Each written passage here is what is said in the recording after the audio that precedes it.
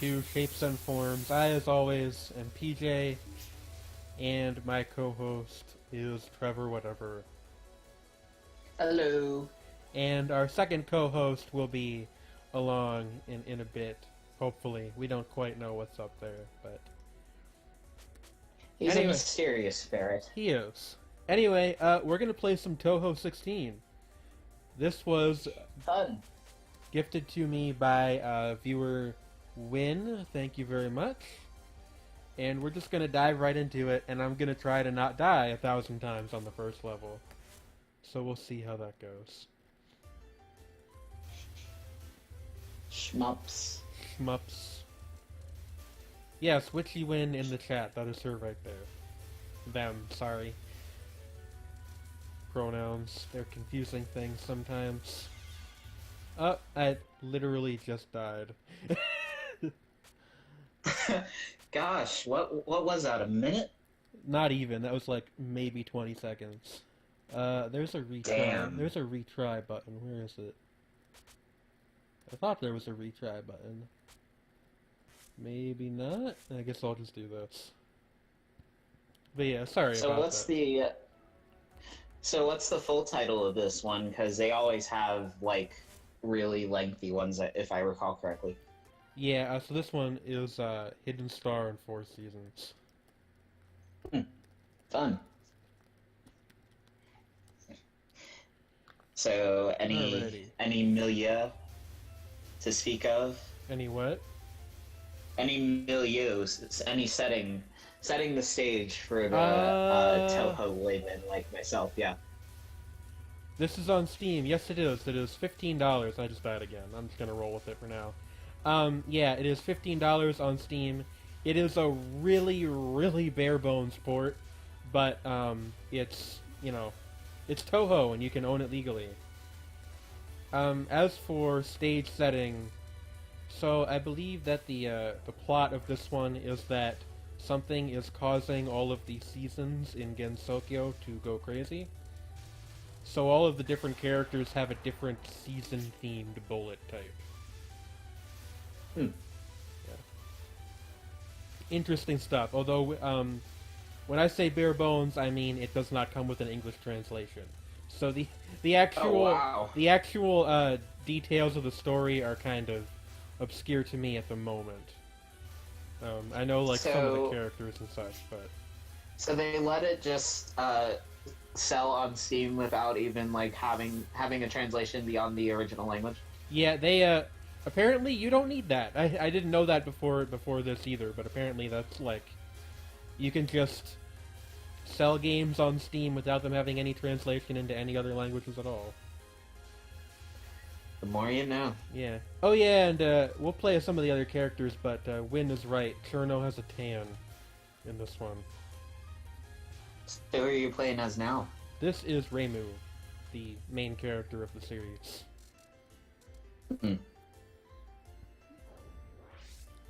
So, obvious question here, but who's your favorite? Like overall, or of the 4 that you can play as you? Well, honestly, you could give me both, really.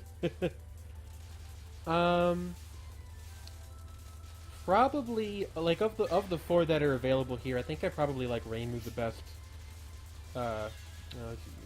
Both in terms of being the most fun to play as, and also I just really like her very sort of straight man attitude. And as for Touhou in general, probably Yukari, who is one of the bosses of one of the other games. I do not believe she is in this one in any capacity, but I might be wrong about that. Now my question is, which is the worst Touhou? The one from the manga that is just Reimu, but more powerful, and she lives on the moon. Also, hello, Sredni. Yes, hello. Glad of you to join us. I've been here for the entire conversation about it being untranslated and said nothing. Why? Because I wanted it to be a surprise.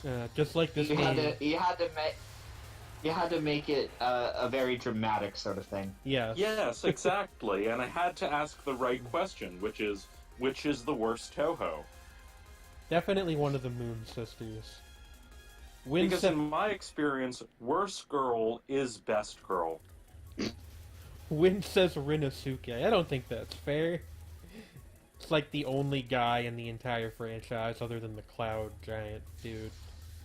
Yeah, there are like 3 male Touhous. Yeah, there's Rinosuke, who is not in any of the games. There's Unzan, who is like a weird cloud man, who isn't his own character. He's like a sidekick to one of the others. And there is Genji, who is a turtle. Yeah, it's like, yeah. It's... Touhou is odd. But interesting. Touhou is Touhou. Yeah. It's always been... Yeah. It's always been one of those things that I've seen around, like, in excess almost, like, during the time that I've been hanging out on TV tropes and the like. Oh, but yeah. I've never actually had much experience with myself. And for good reason, because, like, I suck at shmups. Oh, dude, Yeah, so do I. I really like the aesthetics of bullet hell games, but I can't play them. Yeah. It's Undertale really... remains as hardcore as I can get. Yeah, it's like really easy to lose your focus for a split second and you get bagged by a stray bullet. Oh, yeah. It happens I to can me constantly. But, you know, if you're watching this stream, I think you know that you're here mostly for the commentary. Oh, you know what? I just realized I forgot to put a link on the Trans Gamers subreddit. If somebody wants to do that for me, that would be awesome, but if not, I will do it, That after would be... Oh yeah, Witchy when Zun's art has improved. That is true. That is very in my true. limited experience. Uh, I mean, Zun is one of those people who, like, in a weird way, he's made a style out of the occasional derpiness of his characters. yeah. In a good way, I mean. Yeah. Like, his art is very charming, I guess is the way you'd put it. Exactly. It's like, it's cute. Yeah. And, like, in sort of an unconventional way, and it's nice. And it, for some reason, works with how, like, just outrageous these games are in some ways. Yeah, I'm a big fan. I'm just, like, really happy to finally have them on Steam. Because I know there were rumors a couple years ago that he, like, didn't like Steam for some reason and wasn't planning on bringing them to the platform. But, I don't know if those were not true or if he just changed his mind or what, but this one's on Steam now. It's kind of funny is, also from Witchy Win, 2 things. Rinosuke is the worst, and Unzan is Ichirin's stand. That's basically... I think that's actually just, like, basically true. Like, I think that is more or less how that works. Oh, yeah, something road roller dock.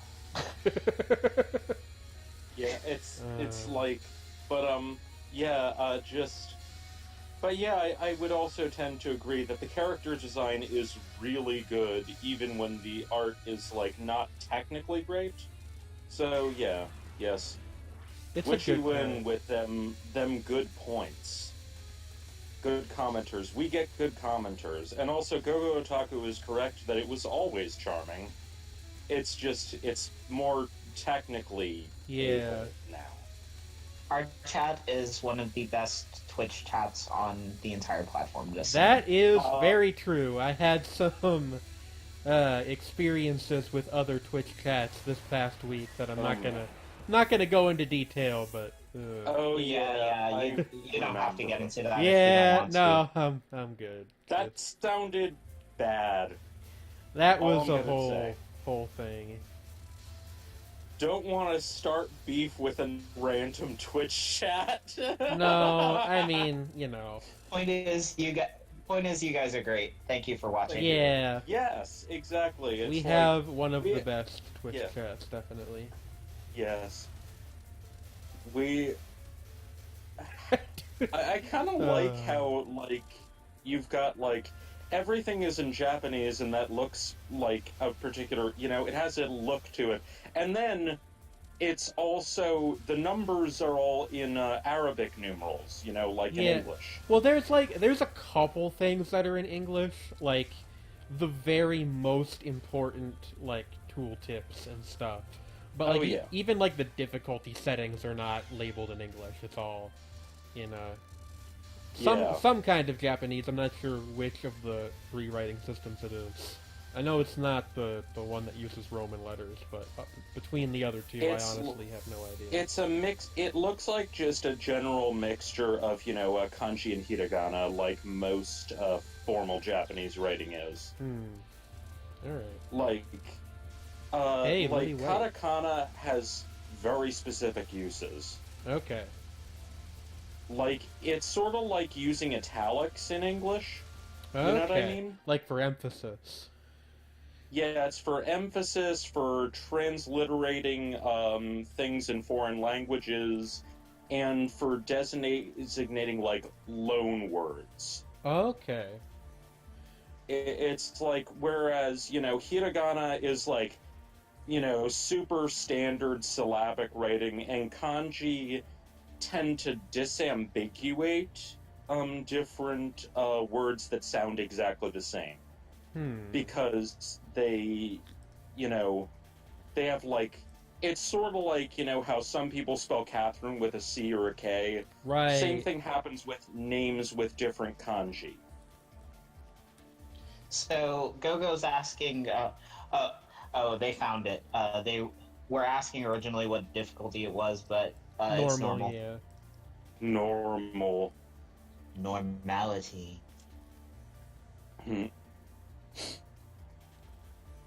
The cult of normality. Sorry, Emma, I'm just posting a link elsewhere on the internet. I realized I forgot to earlier. On the internet. Hello, internet. Jane is a true hacker who understands the internet. My name is Trevor Whatevr, and this is Shapes and Forms. Which is to say, we are shapeless and formless. This show gives us shape and form. That's true. We are actually, pure computer entities that live within our laptops. Just I'm a pure robot. energy beams. Beep boop. Speak for yourselves, I'm a robot. Well, I mean, Also, I can. Yes. Thank you for the compliment. That is very nice. That they said that all of the chats I'm in charge of are very good, which is very nice. That is sweet. Thank you.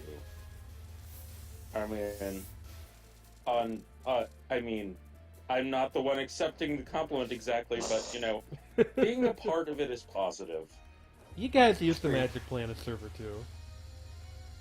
Yes, I do. I do indeed. Yeah. I just posted the latest Torn Hawk video in the alt NSFW channel because there's no other place I can put that music video. Hey, no, we don't talk about that one in polite company. Is this show polite company? That's another question on its own. That is a whole other question, but I was just sort of saying, I just want to gush about that music video because it's so good. It is. How good is it? Yes, how good is it? It's like, so, it's like a surrealist vaporwave critique of Donald Trump. That compares him to Satan and toxic masculinity embodied, which isn't wrong. There was one video by a producer I like called Kill the Noise. he put out one for a collab song he did with AWOL Nation Mhm. that essentially was a claymation parable about what would happen to the nation were he to become president, because it came out before the election and everything. And let's just say it gets very very violent and strange and kind of like almost like a criticism of capitalism itself, in addition to old dude. It's kind of great. Yeah, I can imagine. I'm no, thinking she's that cloned would be herself. Oh my. I'm getting She teamed got up on, and not in a fun but- way. Yeah, like this Tornhawk video, it's just like it is so for one thing, it never shows Trump or Trump's face or an image that is like directly about Trump, but it's clearly about Trump. And it is just so on point, while simultaneously being the most aesthetic thing ever. Nice. It's just like It sounds like the type of thing that would not go together, like in the slightest, like criticisms of our president and the aesthetically pleasing things, but they found a way. Hey, Yeah, speaking it's of like- criticisms of capitalism and also things that are aesthetic, I have a special soundtrack queued up for the Tony Hawk segment later, because I don't want to get sued by playing the real one. I look forward to it. Yes. But yes, you're making ghosts explode or angels. They are spirits, I think. I forget what the lore is behind the little. No, you're right. They're ghosts. They're ghosts. They I have just little remember. flappy wings. Oh, My those are installation fairies. Of They're fairies. Okay. Yeah. my installation of Tony Hawk's Underground 2 just hit 42.0%. Blaze it! Oh, I died. I died exactly as I said that, too. It's 1/10 of blazing it. I It's guess you like- could say you died in a blaze of glory. Oh god. I get it. But like, the way that Jane said that, it's like, and because it's only 42.0, that means that it's like, you know, like a really weak bong hit. It's like you're not blazing it, you're Okay. just kind of like hey, lightly inhaling. I would like some feedback briefly. Of the 3 other characters, which one would you guys like to see next? I didn't change the game on What are our Twitch. choices? Shit, you're right, I didn't. I'm scrolling through them on thing. Okay, for the sake of memes, I'm gonna say Cerno. The strongest? I can't edit the game name. Alright, well, I hope you guys are enjoying. What were we playing at the tail end of last week? Mist's Elimination Tower, I think. Yes. Well, you played Which was Tony Hawk's later. which I was get it. indeed what we were originally going to do for this first hour Yeah, until plans changed. yes, I got this gift and I decided that I needed to share it with the world. Win Yes, it is a beautiful gift. Win An suggested understandable sentiment. Aya, who is this Tengu girl with the leaf right here. So Ooh. since she She's gave good, me the too. game, I think she has first dibs. Hello, Burb and Curry. Welcome to the show. Yay! It is me, Hey folks. Jane the Planet. Howdy. Oh yeah, understandable. Burb is distracted. Burb. That's okay, that happens. Like I always say, nobody ever needs to provide a reason to come or go in the stream, it's all fine. I probably could have phrased that better, huh? Yeah. You're But- good. Still, we're The fine. sentiment. Yeah. sentiment- Everything is fine. My It's name okay. is Lars, and everything is fine. Your name is not Lars, it's Julian, right? That was a reference, and no one's gonna get it. You tried your can't best. It's my name is Lars, and I can't remember the last name of the character in the sketch. And everything is fine. Well, I'm coming out of my cage, and I'm doing just fine. Something something because I want it all. True. It started with a kiss. How could it end up like this? There's nowhere left to fall. Okay, so we went from a skit to a song to a completely different song. Yes. Yes. Such is the way of SNF. Yes. Yes. Shapes and forms, shapes and forms. Forms and shapes. Formiths and shapeths. Where did the name Shapes and Forms come from? So I just said it randomly out of nowhere in the first stream. Yeah, and I decided. Well, one of us decided that it would be a good name for the stream, and I agreed. And now we have like a nice logo and everything. Yeah. We're semi-legit. We are. In fact, this is as good a time as any to mention that we now have a Patreon. So if you would like to subscribe to our Patreon, you can support the show. It is directly below the video. Technically, it is a Patreon both for this show and also my YouTube channel. Just as a full disclaimer. When we say we are semi-legit, we're like that kind of sketchy pawn shop in your neighborhood that, like, sells stuff that you don't think people should actually be selling.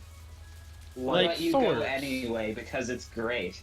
Yeah, exactly. Swords and, and haunted Game Boys. Oh yeah. And sometimes it appears and disappears so you can't tell your friends about it. Yes. So you only have weird anecdotes about where you get these things? This is quite the extended metaphor. Yeah, pretty much. Are any of our metaphors not extended, though? Yeah, I'm all about stretching them metaphors. If you know what I mean, nudge, nudge, wink, wink, say no more, say no more. I don't. You know... Insert hard-to-understand sex joke here. Laugh. Makes Humor. me do a rumination. Laughs at Thinking. own joke. Better put on your thinking cup. I should finish Cuphead Better on stream get one of a these cup days. of rumination espresso. It's espresso. Espresso. Well, actually, funnily enough, like, never mind. Are we gonna get I hit was with going to coffee facts? I want coffee facts. I was gonna say that actually, the words come from the same root, and if I'm not mistaken, the spelling varies depending on the language. So, but in Italian, it is espresso. See, my mom always used to get mad at that. There was like, okay, so my mom was a lit major in college, and I guess for whatever reason she thinks that means she has to correct everybody's spelling all the time and pronunciation. And that was one of the ones she always got hung up on with people, was that it's not espresso, it's espresso. I don't know why. But pronunciation does not necessarily reflect spelling there. That is true. I mean, I honestly don't care very much either way, but you know. It's sort of like burrow is still spelled with a GH despite the fact that we stopped using yo in, like, the 1500s. That was an etymology moment provided to you by Sredni Vashtar for all your etymology edification. Exactly. Yes. Yes. Good. Yes. Good. He's a regular Webster. Yeah. Jane needs to come up with more of my slogans.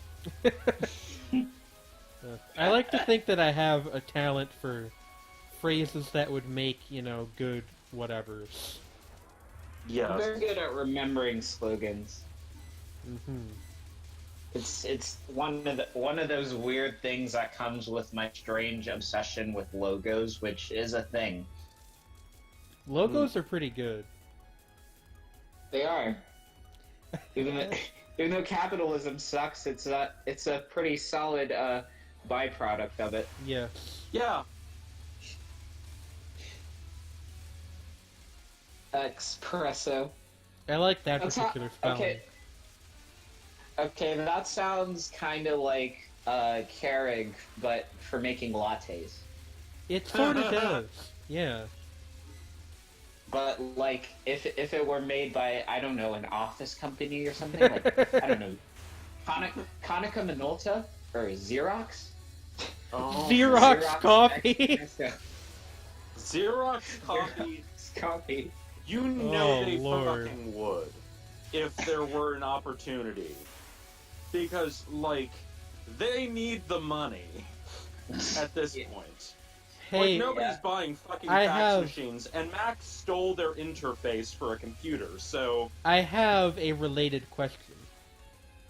Are you Yeah. guys coffee people, tea people, juice people, or soda people? What people or what people? Coffee, Okay, tea, so I'm- juice, or soda? So I'm not particularly one type of person like in these regards so much as just a weird mix of them. Yes. But if I had to pick one, it would probably be soda because root beer. Me too. Yeah, probably. But I mean, I drink a lot of coffee. However, I really am very fond of interesting teas. But at the same time, I just like novelty in my drink experience, and soda can provide some interesting novelties. Novelty in your drink experience sounds like the name of something, but I can't figure out what, while also dodging all these daggers. Oh gosh, I had. Speaking of novelty in drinks, I had a caramel cream flavored root beer this week, and it sounds like it could be the most brilliant thing ever, and I think that some people probably think it is because, like, I read the reviews and stuff about it, and the reception seemed to be pretty positive, but I don't know, it just didn't click. Yeah, that's relatable. Which was disappointing because I wanted it to be good. Have you I guys... love their facial expressions. They're very good. They really are. Yeah, they're just, like, so good. Have you guys Like, ever yeah, had sure. chocolate soda? I have not had chocolate soda, but apparently that was a thing that led to the development of the chocolate sundae. Yeah, I've heard that as well. I actually... Yeah? I don't think I ever had chocolate soda per se, but let's see.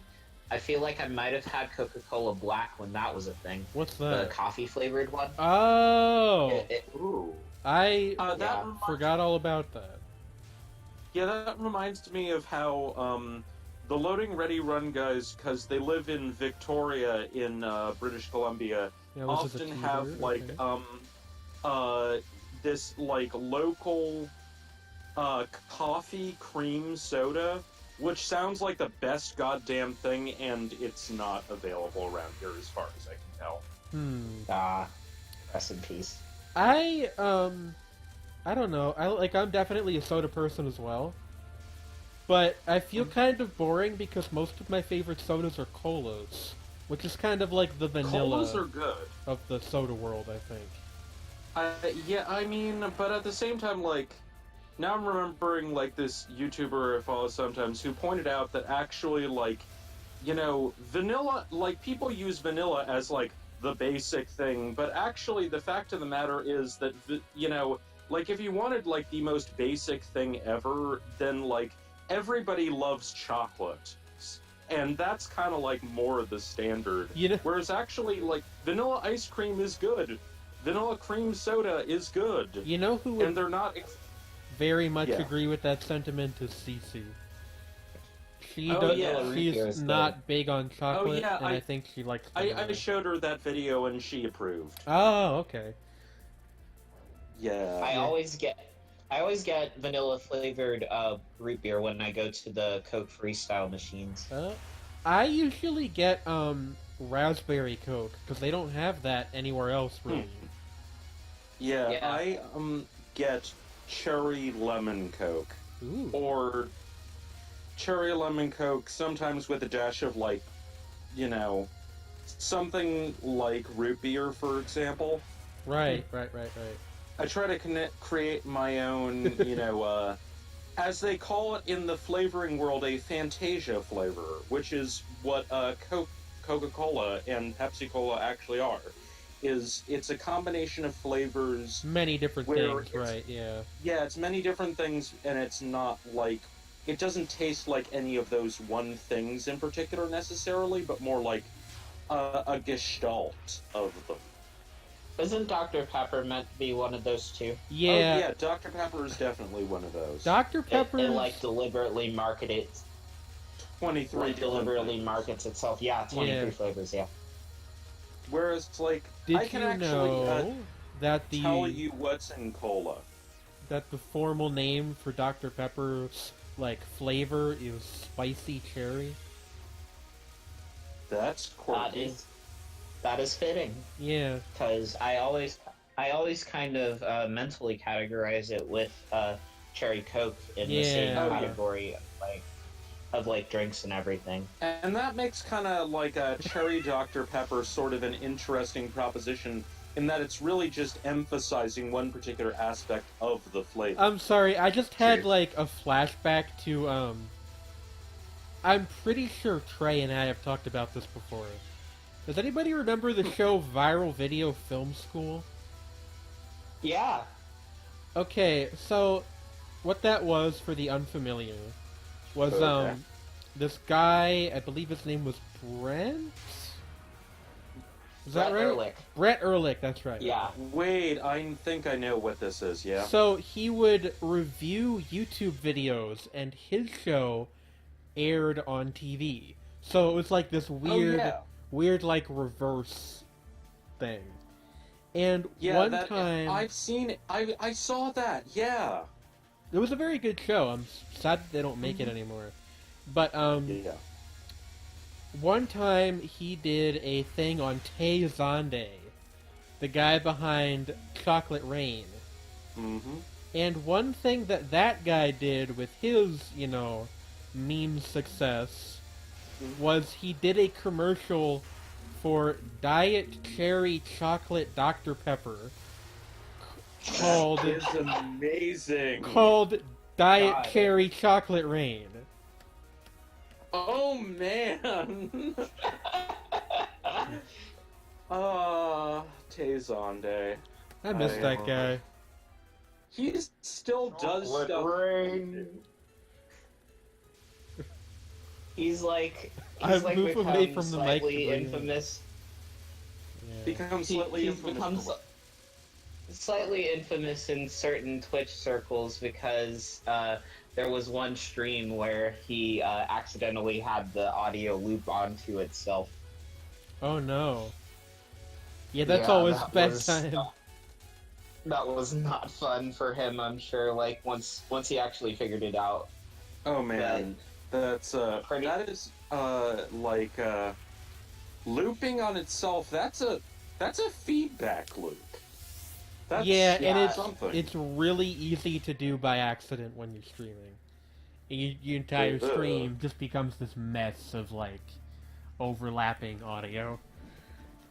Oh yeah, like I mean, you know, there's actually like there are settings on delay pedals and stuff for feedback.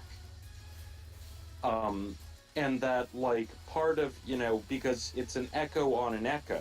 You know what I mean? And like how much that happens. An echo on an echo the the dolphin. Sorry, go on. By Chuck Person. Yes. That might actually pop up in our Tony Hawk stream later. Fun. Yes. I guess I just spoiled it, but what I'm doing is I'm putting my entire Vaporwave library on shuffle and using that for the soundtrack. That sounds like a brilliant idea, Yeah. I just have to say. I just hope that you've got some Esprit in there, some fucking Esprit fantasy. I think I He's do. my jam. I think I do. I'm not 100% sure. There's like a lot of Vaporwave that I've listened to, but I don't own because it's like free to stream but not free to download. You know? Yeah. Right. Yeah, understandable. But I do have enough that it should be varied and interesting. Both some old school stuff like Skeleton, and then some stuff that just came out like this past year. Yeah, I've been meaning to listen to Skeleton for a little bit. That pun makes me wish I could revoke this game. What pun? Did I make a pun by accident? Oh, please tell me I made a pun by accident. That would be great. Gosh, viral video film school. You mentioning that brings me back to another show that I think that it might have been what VVFS was part of. It was called Infomania. Yeah. It was basically like the Soup, but done in a way that was more akin to the Daily Show. Yeah. Well, I mean, Infomania, like, very early on was... Actually, honestly, I liked how it was really early on, but as it went on, it became more and more like those sort of shows, and lost my interest more and more. Oh, the Echo the Dolphin pun. Sorry. Oh. Yeah, in my case, I think that I was like a dumb 10-year-old when that was airing, so it was that. And then the Rotten Tomatoes show aired immediately afterward, and those were like my Thursday night entertainment. Yeah. Like, current television was interesting until it stopped being interesting. That was the name of the network. I was trying to remember that a while ago, and I couldn't. Current TV. Current TV. It was Al Gore's network. And it was actually good until it became a cable news station. Yeah, and even when it was a cable news station, it had a few interesting things. It briefly hosted Keith Olbermann's show Countdown. Yep.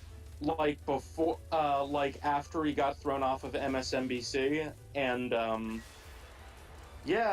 Keith Olbermann. Then after that, there was an issue with like he had some serious issues with the network, and the network was like just collapsing at that point. So there was a lawsuit, and then he went back to sportscasting for a long time. And I feel now like he does stuff for GQ.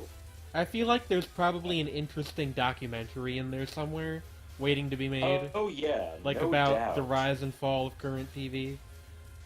Oh yeah, I think there definitely would be. Because that's like the last... Honestly... Sorry, go on. The original concept for the station was how basically viewers would send in their own content, and they'd be like they'd be paid for it and be able to have their work be shown on TV. So there was like documentaries and original like skits and stuff and everything, and that was just really cool. Like I feel like that idea might still be able to work like now with modifications and everything. They still Mind TV, which is like a public access kind of thing, does that in kind of like, you know, it's more in the style of old public access cable television sort of stuff, but at the same time they do have a lot of user provided content and kind of, you know, like short documentaries, student films, that kind of thing. So it does survive a little bit. It's just that Current felt a bit more experimental, if that makes sense.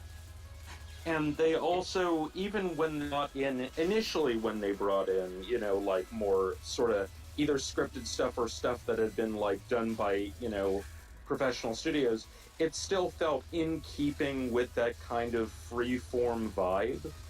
Yeah, like Infomania would probably be an example of that. Yeah, like, or at least early Infomania.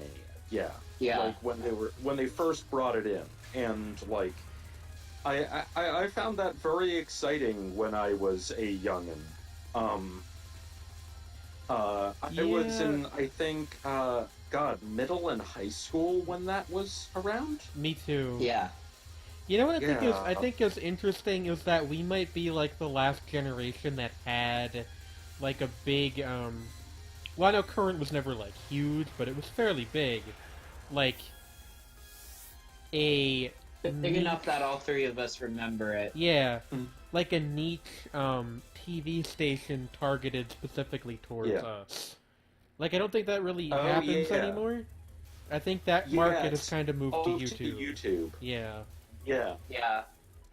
It actually makes me think, because current on my cable subscription back in the day, it used to be the channel right before G4, and G4 is actually probably G4. yeah, Yeah. like that was my shit, like continuously throughout my formative years. I really liked X-Play. That was the name of it. Yeah, They're like I was an attackivist. I used to watch old reruns of Night Gallery on Encore back in the day. that seems Cool. like a Sredni thing. It really does. Hashtag Like, just Sredni things. Yeah, exactly. And it was like, and it's like I like for a long time I think it was partly the black and white thing, but also like the story format to some degree. I was never like super into the Twilight Zone, but watching Night Gallery, it was just like the aesthetic really appealed to me. And like especially because it was a little darker and a little more twisted. Like, and the Twilight Zone could get pretty dark, but it was like it was a little more warped, and I appreciated that. And like I guess also it was a little less self-serious. There was this tension between Serling wanting to go more in a straight horror direction and the producer wanting to do more kind of comic things mixed in. And like that tension actually created a really interesting mix in the show where there would be comic relief, but the comic relief was often kind of warped too. And it kind of was like, So like, it had a good vibe to it. just to be 100% clear, I think I'm thinking of the right show. Night Gallery was like the other thing that Serling did after Twilight Zone, right? Oh yeah, exactly. Yeah, like in the late 60s, early 70s. I've Oh heard my of it, God. but I've never watched it. Speaking I of, would recommend it actually. It's not perfect, but it is really interesting. Go on, Trey. Yes. so you know how so Serling, after the Twilight Zone, he was supposed to be the host of In Search Of, which was like the weird like documentary series like that focused on weird like legends and stories, Yes. like tall tales, that type of thing. I watched that a lot when I was really young. That's the name of my server now on Discord. Oh yeah, it is. It is. I didn't know it was a reference to that. I didn't either. That is a retroactive reference. Yeah. I've actually never seen In Search Of. Really? That seems like it would have been your shit when you were younger. It probably because would you- have. When I was like really little, my mom really tightly controlled what I was allowed to watch on TV. So I didn't get to see a lot of things I probably would have liked. Yeah, like my parents were wary of like violence and stuff, but the fact was that I didn't particularly like violent things to begin with, so they just let me watch whatever.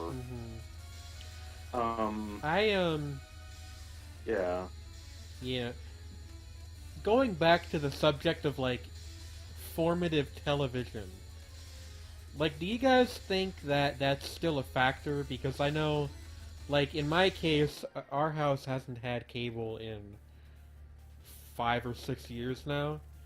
So I don't know how many TV shows are still like that for people. Do you know what I mean? I think that there are plenty, but they're mostly on platforms that are not like strict linear TV. So like You know Netflix what I and mean? stuff.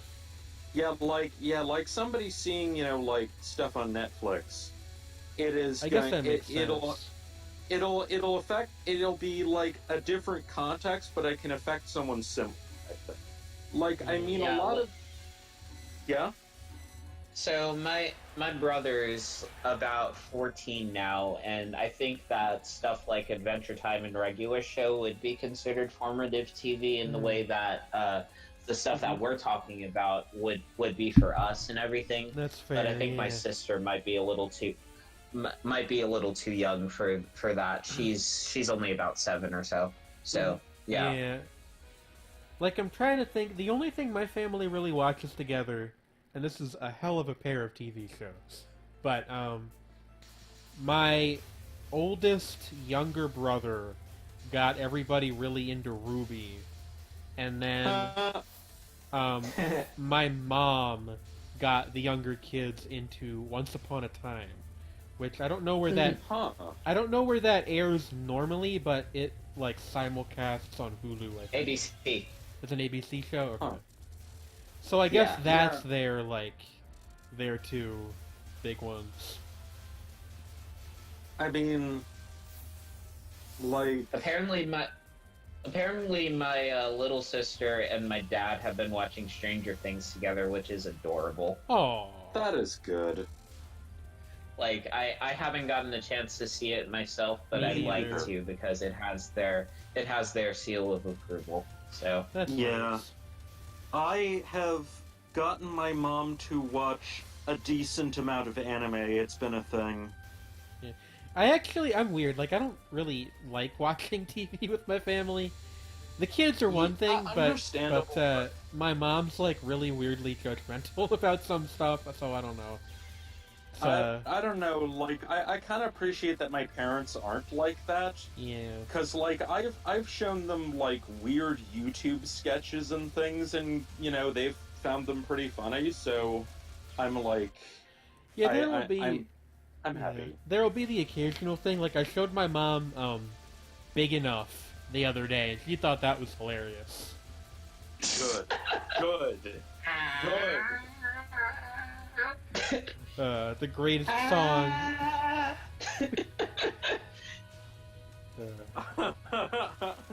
The greatest song of this or any generation. I still think of the Mike Wazowski edit. Oh no! Because that was my first exposure to it, so it's just etched in my mind. Like, that's a thing. My favorite part of that isn't even the screaming forever. cowboy. It's the bit at the end where it turns into like a Eurobeat song, and they start like shouting out random countries. It's great. Yeah, it is. Judaism. It is a beautiful work. Christianity, Islam. Okay. Judaism. Okay. Question: Who is the girl with the horn? The girl with the horn. Oh, that's On. You mean the boss that I'm fighting? Yes. That is On. She is freaking adorable. I want to hug her. She is, if I'm remembering my Touhou deep lore correctly, she is, one of those dog lion statues. And she, like, defends the Hakurei Shrine. I believe that is. She's so cute! I like her hair a lot. She has good hair, yes. I like the way that they render the health bars in this. Yeah, they're like little circles around the boss. Yeah, and it usually fits in pretty well with the background decor and stuff. Yeah. Yeah, it's visible while still remaining part of the aesthetic. There's a lot of really subtle UI elements in Touhou. Like, if you'll notice, if you look under my character, there is a little spot along the bottom of the screen that is, like, darker than the surrounding border. And what that is to show you where the boss is above you. Oh. It took me a long time to realize that. Since when did they do what? Go. Very clever. Wow. Yeah. There's an art to Don Maku. Yeah, yeah, like, props to you, Zune, for very neat design here. Yeah. That's one of the reasons Just I like. Wow. It's one of the reasons I like Touhou is because it just does a lot of things that most games don't really try to. Like, most games are not frantic enough to require that kind of thing. I also died like 8 times to those curved lasers, so that's fun. Yeah. So, bit of a dumb question here, but are they still developed for the PC engine, or did they stop doing that? The PC engine was like it became obsolete in like 2002. So no, they do not develop for those anymore.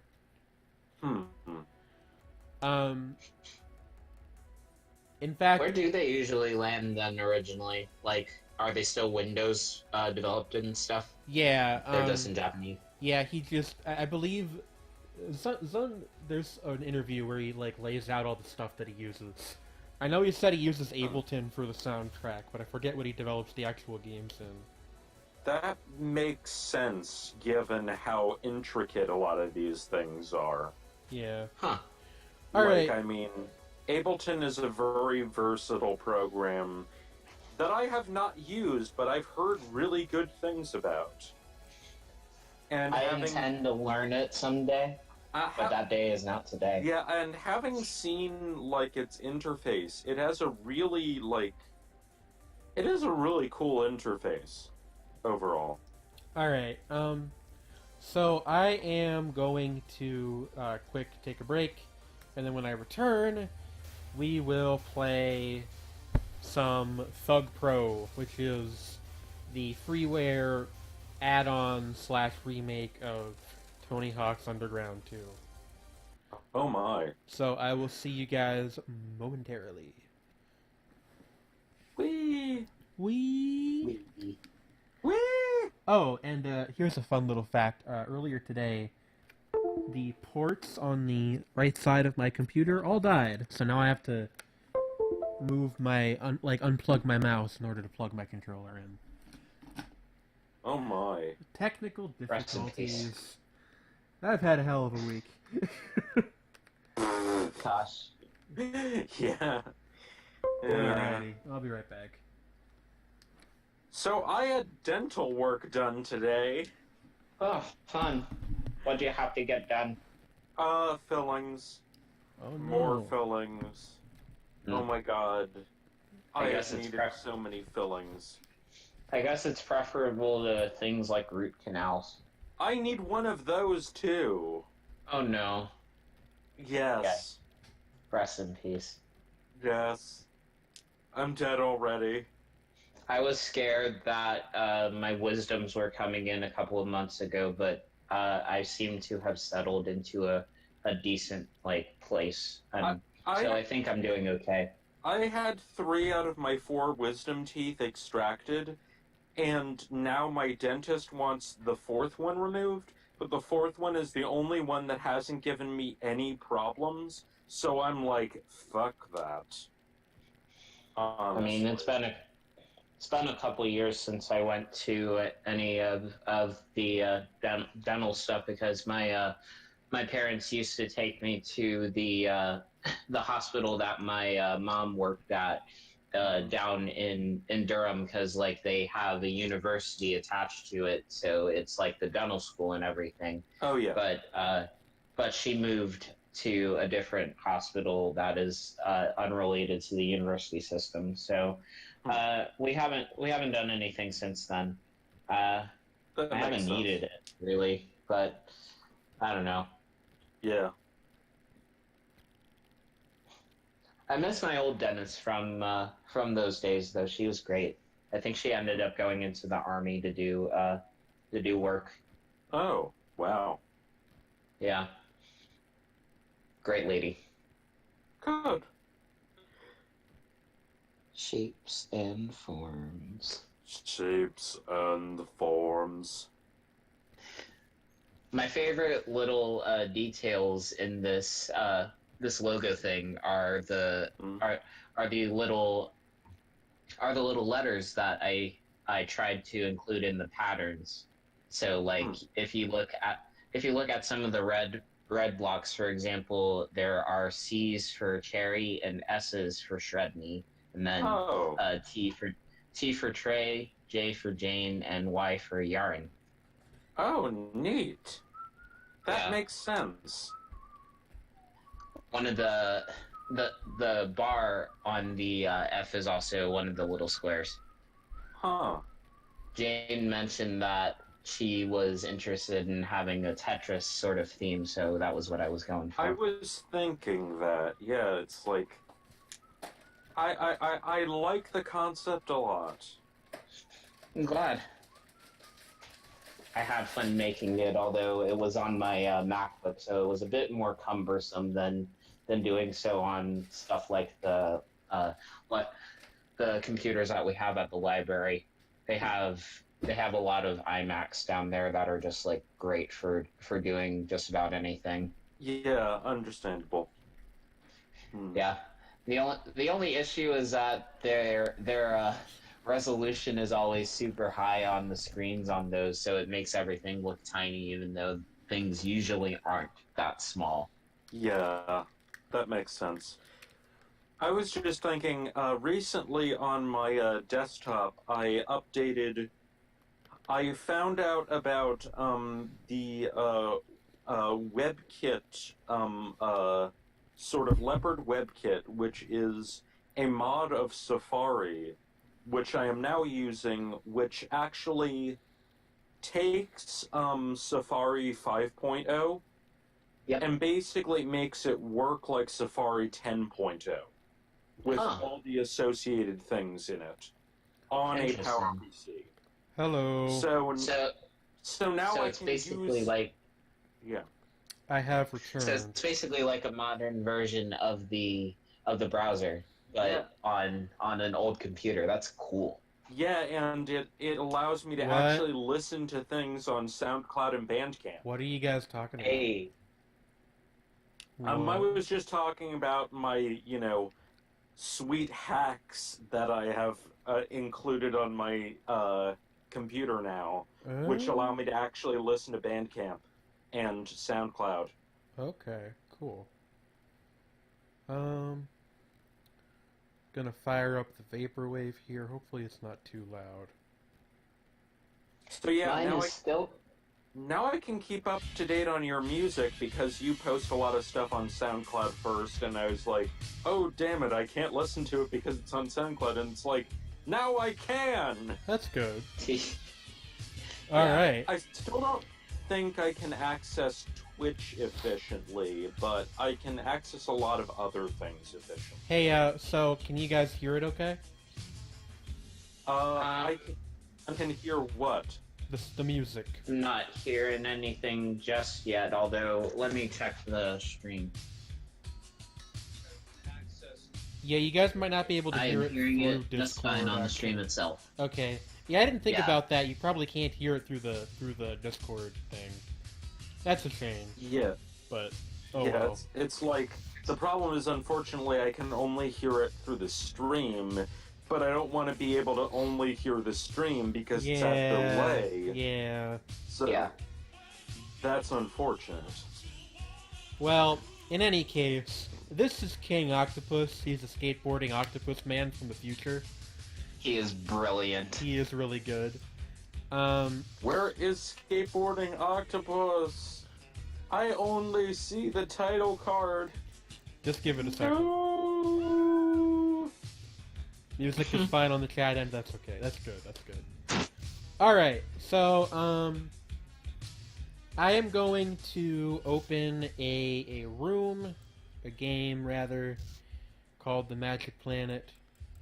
I'm actually just going to turn password off. That way, we get randoms. That's fine. We'll probably get smoked if we do anything competitive, but that's okay. Mostly, we're just going to be skating around. Oh. An understandable sentiment. Let's get going. I'm actually going to turn the music down just a little bit. I'm having a hard time hearing myself, which is always fun. There we go.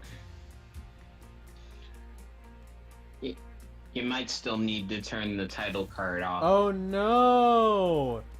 That's exactly what I did wrong. Hold on. Yeah. Hold on. That makes sense. I There we go. refreshed the stream anyway, but now I'm watching it Alright, some commercial for a game I don't care about.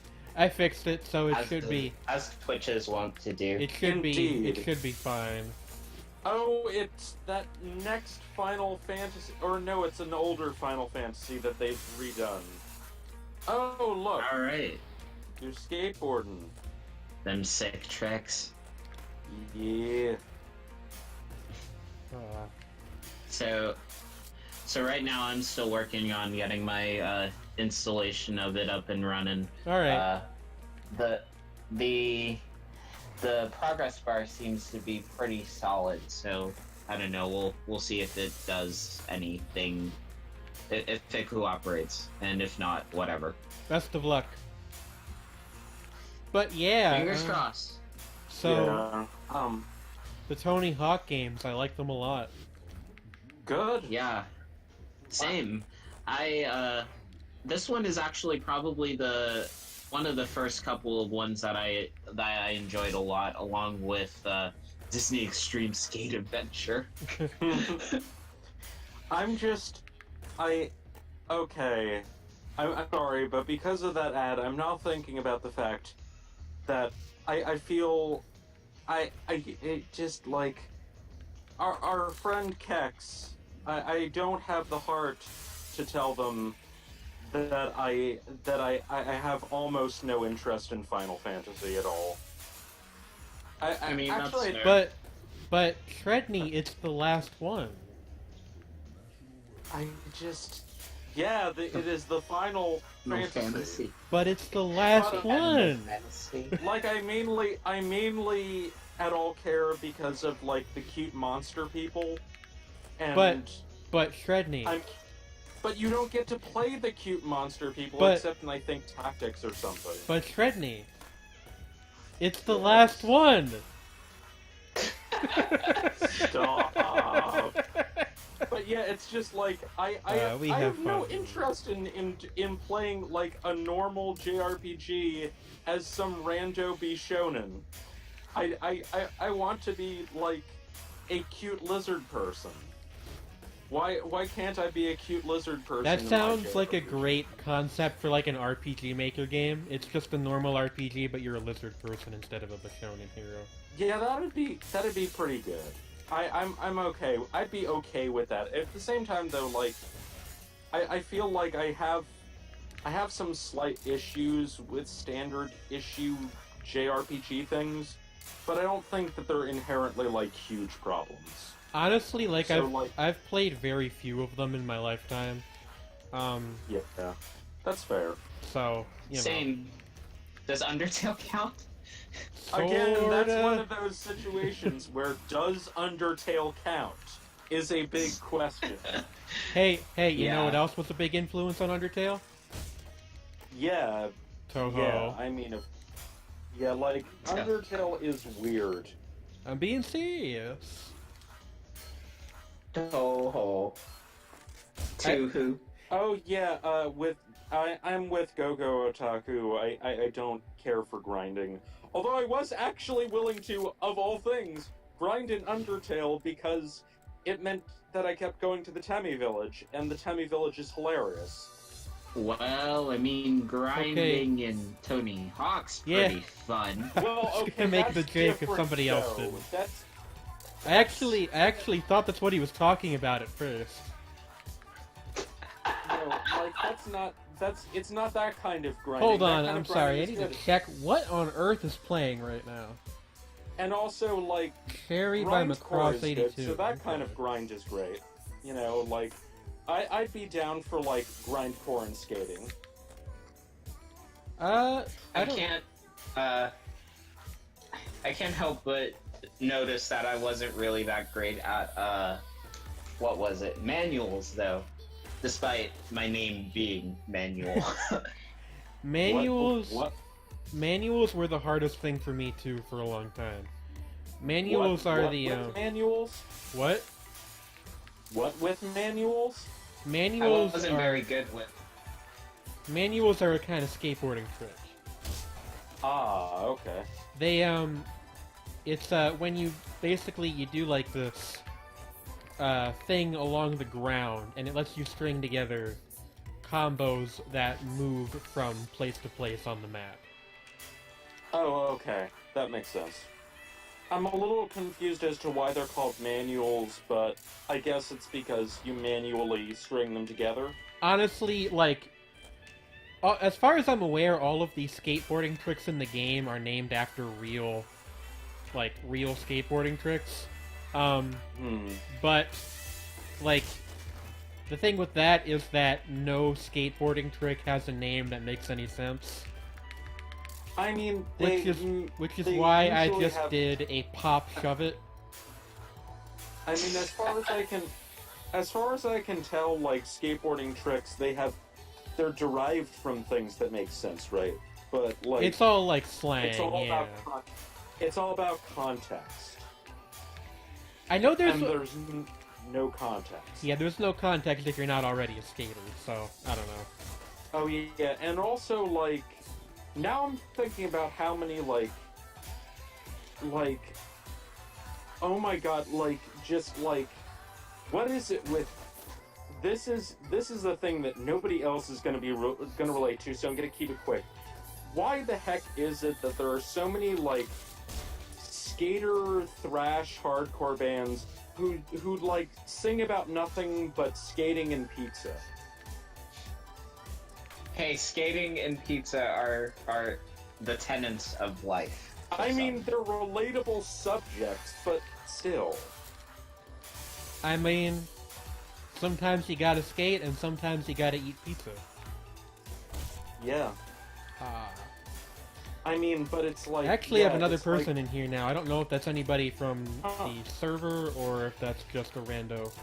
But hey. I was just reminded of, like, the band Third Death, who released a ton of demos, and, like, all their songs are, like, a half a minute long, and most of them are about skating, a few of them are about how great pizza is, and some of them are about being punk and staying true to being punk. And that's when, yes, this does require Tony Hawk 2. Well, yeah. Underground 2, rather. It does. It is a lifestyle, Go-Go Otaku. Pizza and skating is a lifestyle. I'm just saying that, like, you know... Well, I guess that's why all their songs are really short, is because there's only so much subject matter that you can cram about that. Sorry, but Curry actually provided an explanation for why manuals are called what they are. Can somebody read that? Going out of it. Okay. Thank you. Oh, cool. Okay, that makes sense. And yeah, this does require Thug 2, but it does not require, to put it delicately, it does not check for any kind of DRM. So, draw your own conclusions. I mean, Activision isn't making any money off of sales of Thug 2 these days anyway. Hint, hint. Yeah. All I'm saying is, I think that most people who own this game, you know, they don't have a boxed copy of Thug 2 sitting around anyway. Do I have to, like, adopt a Cornish accent for the rest of this stream? Please don't. Because, you know, our mateys. Yo ho ho. Yo ho ho and a bottle of root beer. Yes. Although it isn't like boys. It isn't like just the server like open to anybody. Yes. Haven't.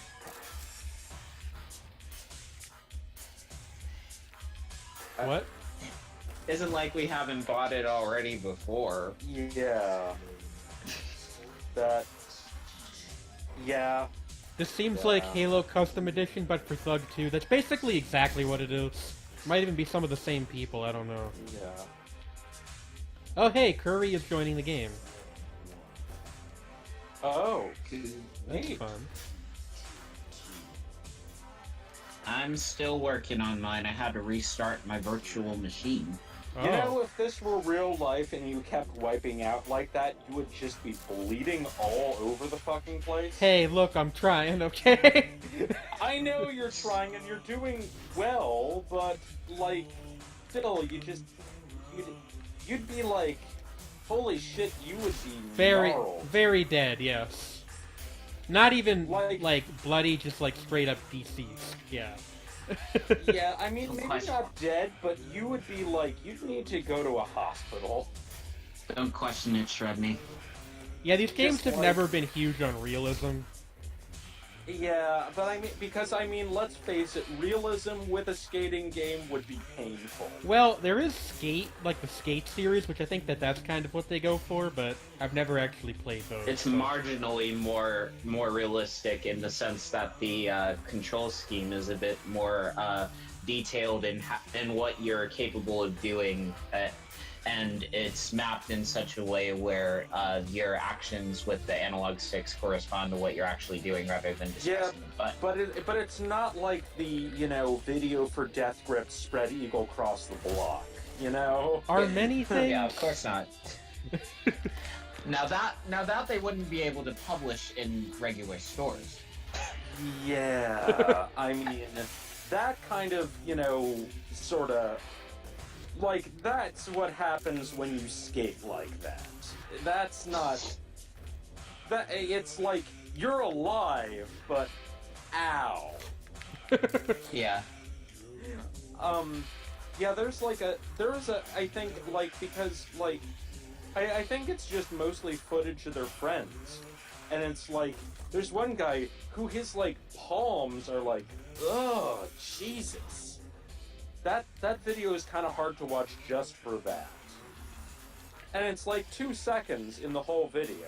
And it's like, oh, damn. Good song, though. I agree. Oh, damn. Yeah. Oh damn. Good album, Oh, too. snap. Anybody I have have not yet Speaking of music, fully mastered the snap. speaking of music, anybody got an album of the year yet? Mine is probably between Odeza's A Moment Apart and The M Machine with Glare. I need to listen to more stuff that came out this year, but I really, really, really like Jude Geit's O'Veary. That is a really good album. It's not going to be on anyone else's best of the year list because it's fucking Jude Geit. But, I mean, maybe somebody. But, like, it is a totally dope album. I just want to point out, Wynn said that apparently Skate 2 has a mode where you can see bones break with an X-ray, and that just seems like that's too hardcore. That is They like turned it into a game mechanic actually, where you literally throw yourself at like walls and like off cliffs and stuff just to see how many bones in your body you can break. It's brilliant. I think that level of hardcore requires like an actual DB backing to just like get everything, like hammer that particular point in. Like like that is too hardcore. That is like more hardcore than Henry Rollins hardcore. So It's hey, hella hardcore. what do you guys? Oh, what the Skate heck? is the Mortal Kombat of skating games. That is not wrong. Weird. I appear to have lost my connection to the multiplayer Fatality. service. Alright, I'm gonna have to, like, exit out and remake the lobby, I guess. So, sorry about that. But, You'll have to... They're closing down the hall? They can't do that! You okay, Sredni? They're closing down our favorite skate park chain! We gotta save it. We gotta do everything in our power. And then, of course, it's bulldozed with all of us in it, and we all die. Yeah, that's how those stories The end. end. Game over. Okay, the lobby is back up now. It should be working again. I don't know, Curry. It was saying there was a pop-up on my end that the lobby was like not working anymore. I don't know. Hopefully, it doesn't happen again. We seem to have lobbied appropriately. Yeah, I'm waiting for Curry to come back in if she's so inclined. Oh, That'd be cool. we got Heisenberg in the game. Huh. I think I've seen this person before, actually. Did everyone crash? Buddy, I don't know how to talk to you. So Heisenberg, like the physicist, I guess so. or like the pseudonym that the character in Breaking Bad uses, which is after the physicist. Say my name. So, like, either we have a scientist or a scientist come meth dealer in our game. I am not sure what that says about our legitimacy. Yeah, you know. But my understanding is that the Thug Pro community is like pretty small, so it's entirely possible I've played with this person before, and they left. But oh well. So you break through windows a lot in this game. There's a lot of breaking glass and other substances. Okay, I'm gonna redouble on what I said before, is that if this were, just even slightly more realistic, I'd feel really bad for your little player avatar. Look, like real bad. King Octopus is the king. Yeah, well, there's a guy with a name that I am not going to repeat. Oh dear. All right. I haven't seen their name, but I just not sure I want to know. Guys, we're being bullied on the internet. Oh no. Hold on. I actually do not know how to kick somebody, so that's fun. How to kick strangers on the internet. Yeah. No, why are people dumb? Well, I guess that I will remake the server again and give it a password this time. What should our password be? I think I have one set already. This person, oh wow. It's like they're a parody of a troll on the internet. I haven't. My delay hasn't gotten to them yet, so. I only saw a flash, but it was like, wow, okay. This is the password. Anybody who wants to look in. Actually, I'll just post it in the chat. What is our password? I posted it in the chat. Oh, okay. Shiny! Alright. I'm actually gonna change levels I'd too. rather be shiny. Let's see. Where do you guys think is a good place? Trey, I know you've played some of these games before. Do you have any favorite levels? I don't know if I even would remember off the top of my head where I liked. Fuck. Are there any school ones? Go to a school. Yeah, there's a School 2 from Tony Hawk Pro Skater 2, which is also a level that I like a lot. Yeah, do that one, man. I think that they remade that for, I can't remember if it was Underground 2 or fucking, would it be Project 8, maybe? There's, there's School... Oh, wow. Okay, this is one where you don't want to wipe out while you are on the upper levels. Like, holy shit. So... That's like a 30-foot drop, at least. So there was... they'll be fine. There was School for the original game, there's School 2 for Tony Hawk 2, and there is College for Tony Hawk Underground 2. So there's 3 different school levels. I might have been remembering the college then. Yeah, it's I possible. wonder what the college level would be like. We can go there a bit later. We got a little while left in the stream yet. Oh, We're only about halfway through. Yeah. But did you know that Diamond is unbreakable? Yes, I did. Yes. Is that 2 JoJo references now in this stream so far? Yes. Yes, it is. So no chi no sadame. School sucks. Why would anybody make a sequel to School? I like that Incredible. comment a lot. Good. Witchy Win has been winning the comments game today. More like witty win. And More like the wittiest of wins. the witty winter win. Winning. Hashtag winning. Exactly. Hashtag winning. The Charlie Hashtag Sheen. the glory of Charlie Sheen. Hashtag winning. I feel like the Charlie Sheen freak out era was like a different time.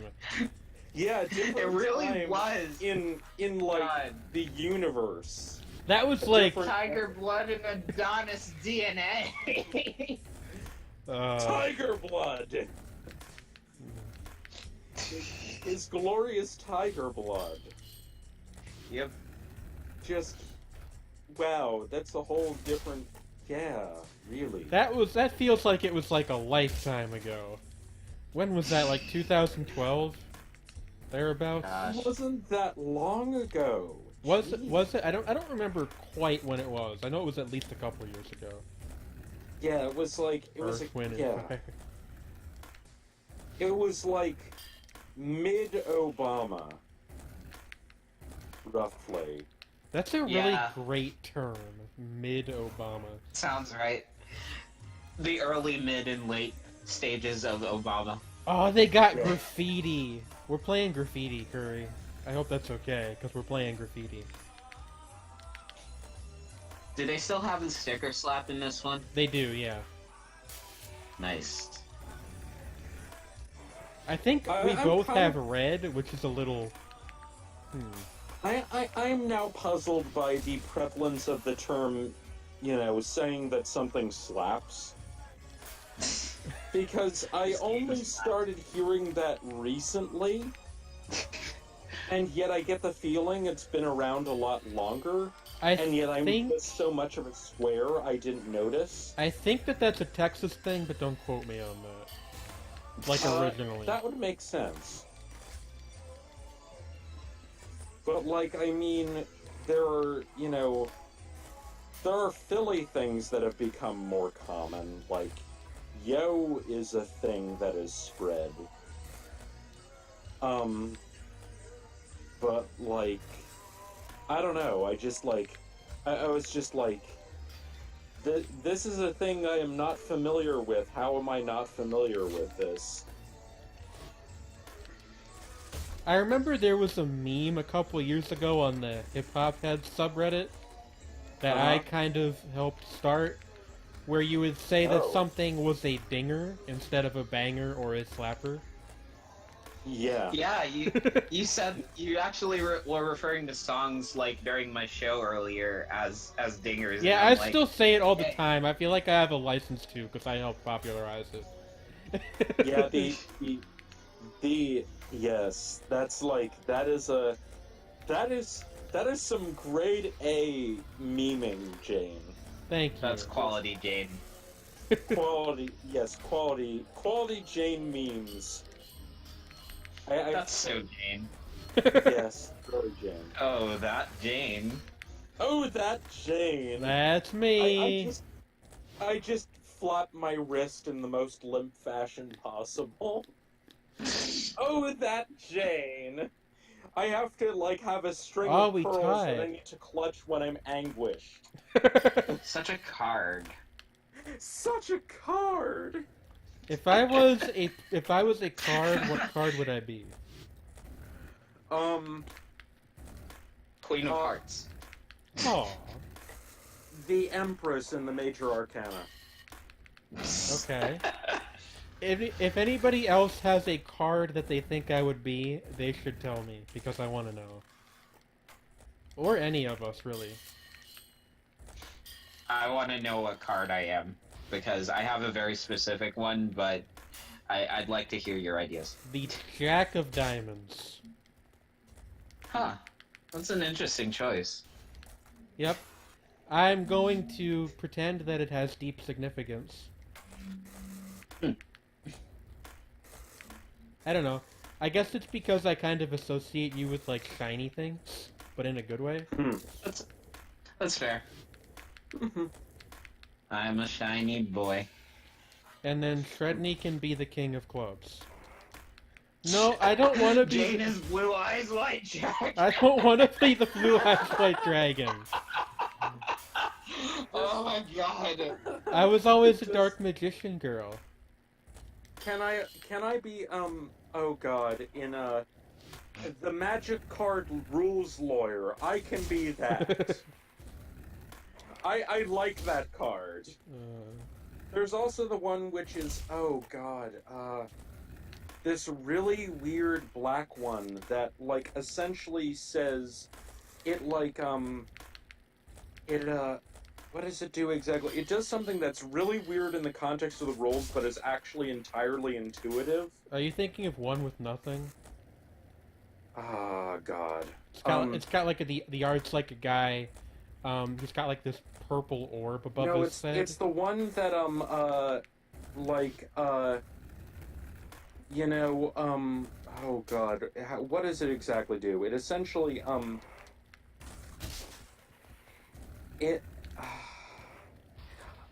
just blanking on it. My significant other would remember this. You should go get him and ask him. I think they is more appropriate now. Oh, but... sorry. That's true. I forgot about that. Oh no, it's fine. I don't think they care particularly, but I'm actually really still... bad with that sort of thing, which is extremely embarrassing to me. Yeah. I like forget all the time, and I feel bad about it every time. But yeah, like Emil and I were discussing like that, and apparently there's another white card that is. Oh god, what was it? It basically is like. It's like. It essentially freezes the state of the game. In a weird way. And it's totally. I'm totally blanking on it. And there's like a really long bit of explanatory text because it has to like My explain soundtrack how stopped. Why did that works happen? in the game. Oh, this is one of those songs that just has like a ton of silence at the end of it. I hate that. This is gonna drive me completely insane because I can't remember the exact effect of it. But I do like Rules Lawyer because it's just like you break the rules, and it's allowed now. I don't know if I have a favorite Magic card. I don't play the game enough, I don't feel like. I really don't at all. I just, like, occasionally I will see the effects of a particular card and go, huh, that is neat. Magic is another world. Yes. One that's interesting, but probably not one that I would find myself in anytime soon. That's fair. I don't know. Another world much like the time when Charlie Sheen was a meme. It all loops back. Yeah. He is still a meme, he's just currently a discredited meme. He has yet to await his meme revival. We have to wait for it to become in vogue again. Yeah, exactly. It's sort of like, I don't know. It hasn't reached, like, vintage meme status in the way that all your base or belong to us is, like, prototypical meme. I was actually gonna mention that because people don't, like, that hasn't experienced a revival, really. At least not in It hasn't experienced a revival because it's too archetypical. You know what I mean? Maybe. Like, it's too emblematic of this is a meme from a certain period to be easily revived. You know what I'm really glad, though, is that Rickrolling is starting to come back. Oh my god, that is a glorious revival. Oh, people should start like having. I think that like the next stage in this meme is people start using Rick Astley's other hits to rickroll people.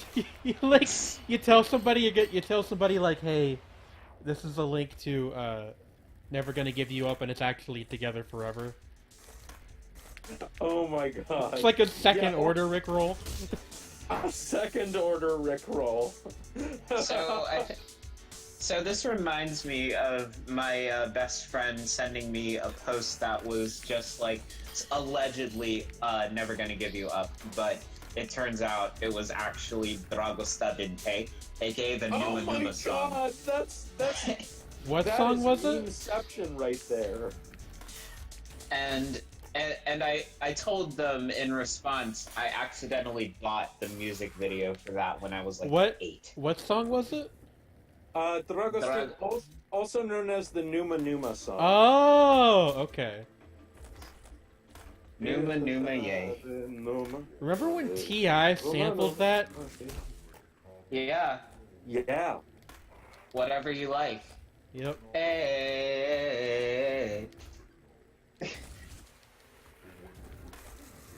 Or was it Live Your Life? That was rather? Live Your Life, yeah. Yeah, With, Whatever You Like was a completely different T.I. song. Yes. With Rihanna on the chorus. Yep. Kind of like in the same sort of category of weird samples where Jay-Z was sampling MIA on Paper Planes with Swagger Like Oh Us. yeah, I remember that song. Which is weird because Paper Planes is entirely dripped by a sample of the Clash's Straight to Hell. Yeah. Yeah. Yeah. It's like a double so it's sample. A sample of a sample. Which is kind of amazing. Sharper than a dagger. Also, apparently, I remember seeing, this was really weird, was like, I saw that Kid Cudi had sampled, St. Vincent's The Strangers on a song, and I was so disappointed when it turned out the song that sampled it sucked. I'm gonna, like, I think Strangers yeah? I was gonna say, I think that, like, most of Kid Cudi's songs aren't really very good, but yeah. I don't know. Maybe that's not fair. His earliest stuff definitely had its moments, but at some point he just dropped off so hard. He like it's not even funny. Vanished up his own ass is what happened. Oh yeah. That's what happened. That is actually pretty accurate. I do want to point out that his last record was called Passion, Pain, and Demon Slayin'. I've heard that one is a lot better than Speeding Bullet to Heaven. I've heard it's okay if you're a Kid Cudi fan, but I haven't been a Kid Cudi fan in like 10 years. Yeah, like, so. I mean, it was like I remember, Fantano, who I have mixed moments of agreeing and disagreeing with him on things, was like, yeah, this is actually alright. It's not great. It's just not terrible. It is definitely a marked, vast improvement on what he's been doing for the last few years. I've only heard Day and Night. Then you've heard his best song. You do not need to go any further. Yeah, like Day and Night and The Pursuit of Happiness are solid. My band actually covered The Pursuit of Happiness. There's also the one he did with Cage Kennels, which is okay. Yeah. Mr. Rager, actually, or whatever it's called. The thing that has to be remembered with Pursuit of Happiness, though, is the alternate video is the good one. Like, the main video is really boring. Hey, speaking of music videos, did you guys see that, for one thing, Bill Wirtz makes full songs now, and for two, one of them now has a music video? I have not seen that yet. I'm happy to learn this exists. Bill is a good guy. Yes. I want to go outside. It's a good song. I just... Generally, it seems like I've had good luck with people named Wirtz. because there's Bill Wirtz and Kate Wirtz, and those are two good things that have nothing to do with each other than being pretty aesthetic in their own ways. Mm-hmm. But like, you know, I'm happy that people with such an odd last name are, you know, doing well for themselves in the world. We odd last name people need to stick together.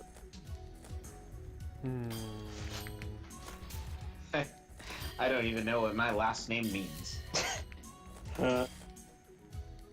Yeah, that is Wow. relatable. That was a legendary It's wipeout the- right there. I like It's a shot town up in into the air. Georgia, apparently. Huh. Yeah, my last name is shared with a somewhat well-known country band and a couple towns in Germany. So I don't know what to make of that. Oh wow, that wipeout actually left blood on the ground. Yeah, it'll occasionally make some. They But- do Wow. that sometimes. Yeah. Realism. Hardcore realism. That was So real. that was what elevated the series from being rated E to T. I'm pretty sure. That's hilarious. Back in the day. that is if I may be so bold, fucking redonk. Such language. Using the word redonk on this family-friendly stream. The most obscene possible word. Redonk. Don't say fuck words, kids. Don't say the fuck word, children. Oh god.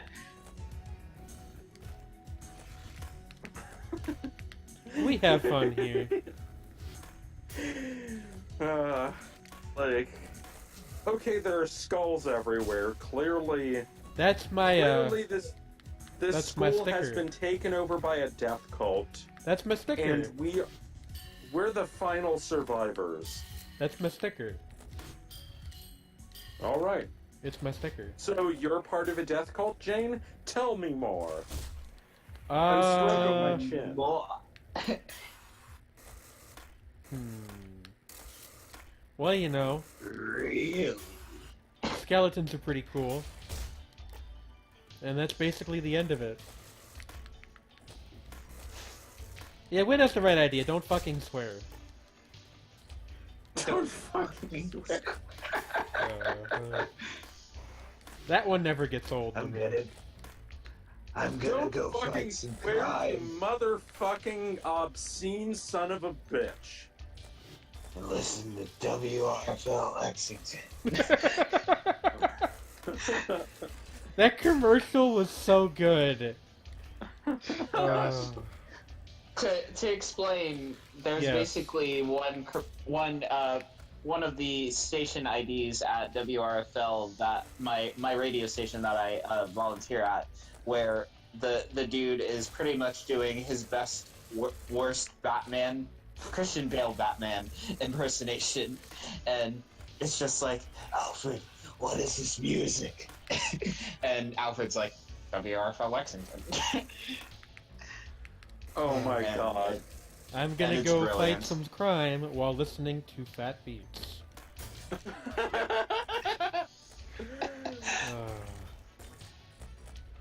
Which should tell you just about everything about my college radio station that you need to know. Jesus, Curry, did you put up enough stickers in this room? Oh, I see what she did. Actually, this is pretty smart, but I can't do it because I suck. Alan likes WRFL Lexington. Goddamn. Alright.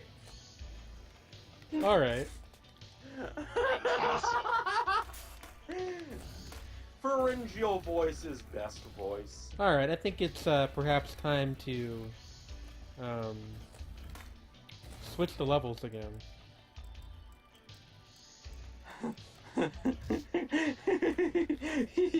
You alright?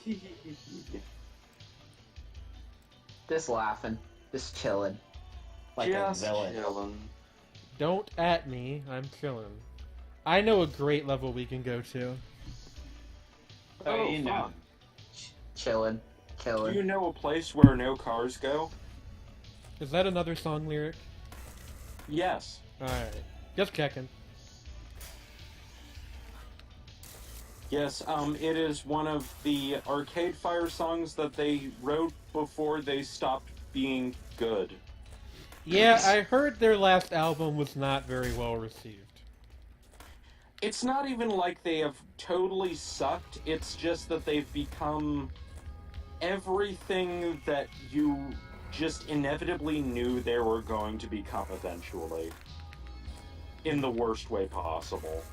So, is it like when a new Arcade Fire comes out, is it the same like sense of inevitable dread if you when you hear that a new Eminem single has come out? Yes. Kinda. God. I mean, granted, I haven't caught up on their like very most recent stuff, which apparently is a little better. But at the same time, it's like with Arcade Fire, it's more like the whole vibe around their music has gotten not good. Like, it's like after Neon Bible, they really started again, like the Kid Cudi thing, disappearing up their own asses. Okay, but have they ever released a song that was as bizarre and self-pitying as Walk on Water? No. I mean, they're a different kind of, yeah, like, more like, it's like, the thing is, I loved Neon Bible, but in retrospect, I can also see it as the beginning of all their worst tendencies coming out.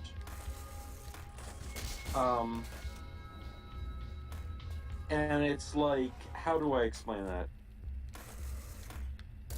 All I'm saying is, you've never lived until you've heard Eminem rapping about how he doesn't have any self-confidence anymore. Oh god, really? Yes, over a piano instrumental with no drums and Beyonce on the chorus. Oh god. Also, like, I feel like, though, that, like, with Eminem, it's... Actually, there are a couple of interesting comparisons to be made insofar as the increasing level of self-seriousness. I guess.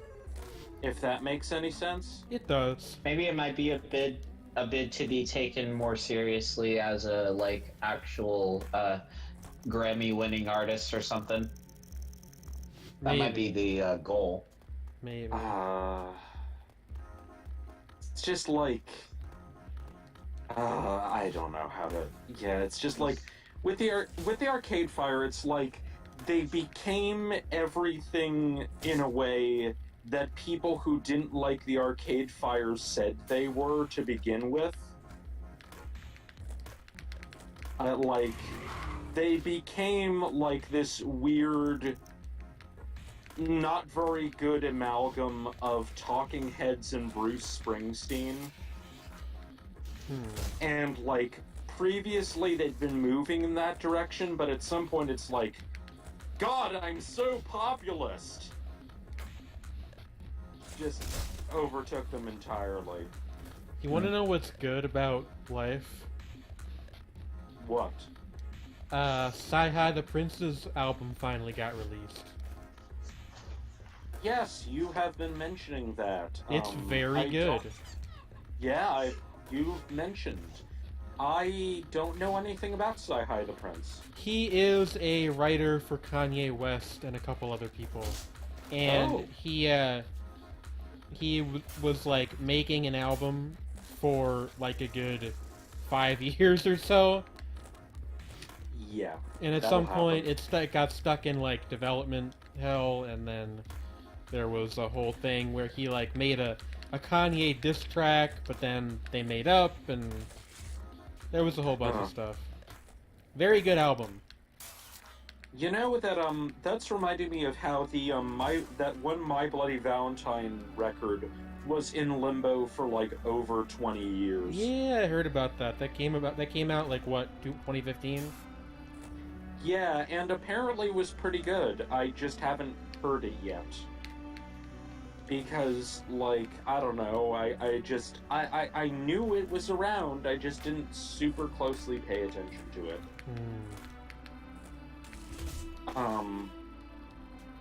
So, Yeah. Actually, hold on a second. Let me turn down my music again, because I feel like I'm getting hard to hear again. It's probably just my imagination, but... Just Well, my you've been imagination. This Been song... solid all the way through. This song is She Moves Mysteriously by the Golden Living Room, if anybody who's listening is curious. I'm gonna have to go back into the stream and just check out like what it's like with all the music in the background, because I'm again listening to it just silent. But I actually wonder if, hold on 1 second, is there a way I can like get the now playing tab in Foobar to be a thing? Like a thing that I can capture. My guy's just gonna like flop around for a while, by the way, so I hope that's alright. I think I might just not... Actually, hold on. Let me look here. Oh my god, you really do have an octopus for a head. Yeah, he's King Octopus. That is good. That is real good. He's a good man. He's a land octopus from the future, and he's come back in time to skateboard. Yeah, it's a deadly catch, honestly. He's a good man I can respect. The model is actually taken from Octodad. I have no idea why it's in this game at all, but I'm not going to complain about it. We don't question these things, Jane. We just accept them. Yes, exactly. Let's see here. Do not question the octopode. Move to left edge. That's not really doing anything, is it?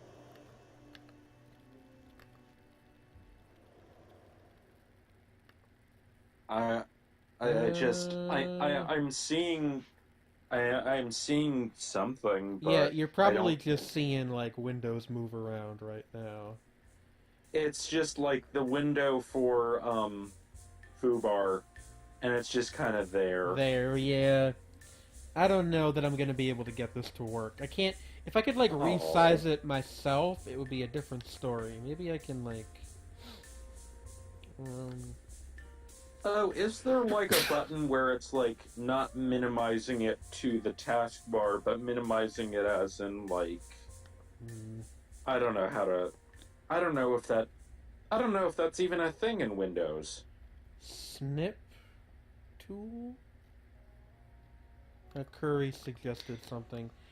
The thing is that what's playing is dynamically updated, so I don't know if there's really a good way to do that. I guess I could try... add text? That's not gonna do it. Add... Try screwing with the window capture stuff.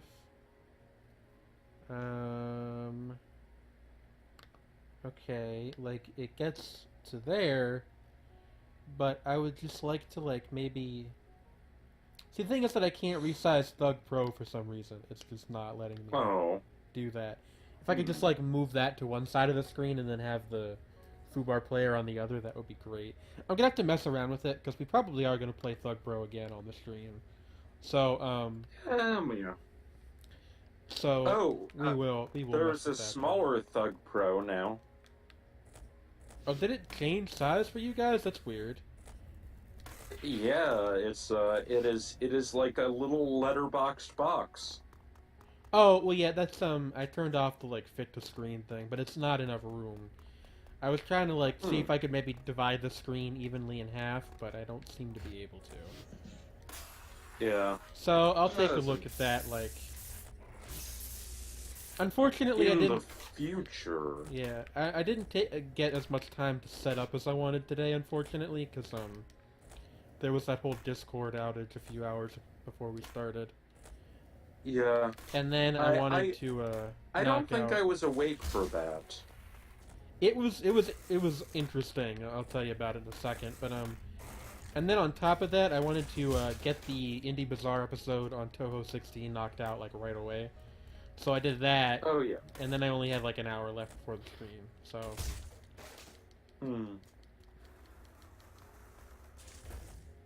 So it goes. So Discord was out. Explain.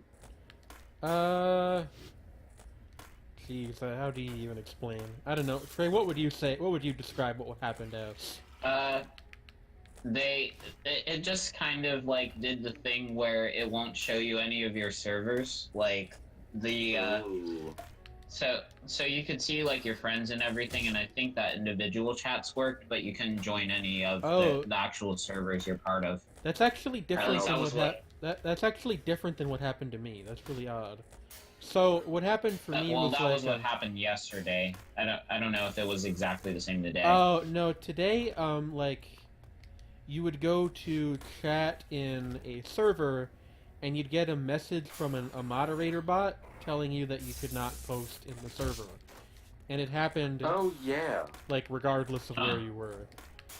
Oh yeah, that like that once a while back happened to me when I was trying to send. Not just trying to post in a server, but trying to send DMs. Yeah. Yeah, it was like the entire service was maintenance, I think, going on. Yeah. Well, this time it was like an unexpected outage, I guess. But they Yeah, they managed to get it back under control pretty quickly, thankfully. Yeah, it's frustrating. Is like Discord is like maybe one of the few IRC based platforms that I actually really like, but at the same time, the buggy elements of it are kind of frustrating. Like, every once in a while, it just, freaks out in some weird way, and it's like, Yeah. But it's but pretty much everything else about it is like, oh, this is quite nice. Yep. Yeah, it is mildly exasperating. Mildly exasperating is my middle name.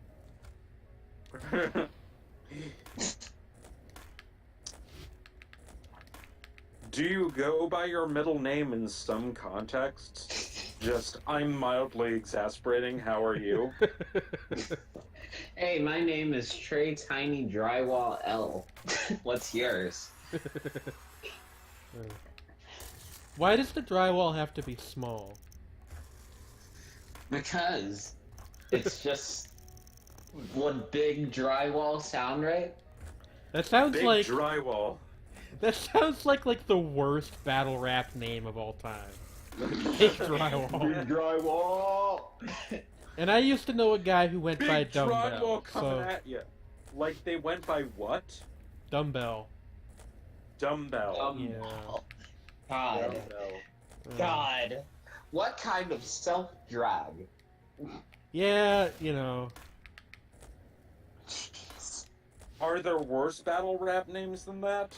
Probably, when I used to, actually pay attention to, professional battle rapping, which is basically just, the rap version of wrestling. Yeah. There was this Irish guy named MC Nugget.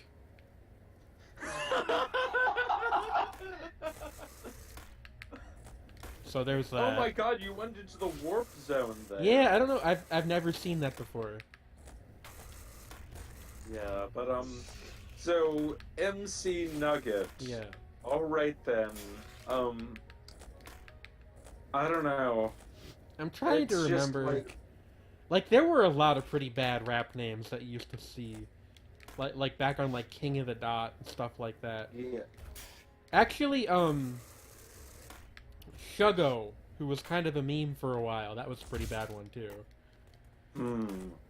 That was the guy. He became somewhat infamous because he had this music video where he carried around a staff with a skull on it, and the chorus was him going, "Ugh, come on, fucking guy," and that was basically like most of the song. What? It was "Ugh, come on, fucking guy." That was the chorus. Ugh, come on, fucking guy. Yeah. Oh my, that sounds like some weird... A masterpiece of our time. Yeah. That sounds like some weird sex mode. It kind of sounds like that in the song too. Oh no. How much do you think we would have to scrape together to pay Shuggo to get on the show? $74. $11. I'm thinking like it can't be more than like 100 or so. Just like... Just have him ad-lib while we talk.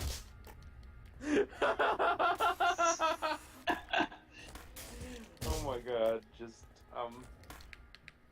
I don't know, like... Maybe that is why I never, like... Maybe that explains my, not an aversion, but, like, indifference to battle rap comes from the fact that I am also indifferent to professional wrestling.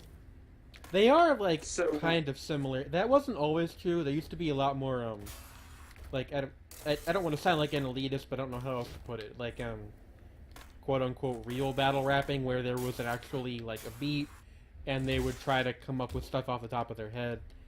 A lot of Yeah. the newer stuff is, for one thing, a cappella. There is no beat. And it's usually Yeah. like it's kind of an open secret that it's pre-written. Mm-hmm. And some of the guys will get really into it, like they'll bring props and whatnot. So I feel like actually having a beat seems more conducive to, like, I don't know.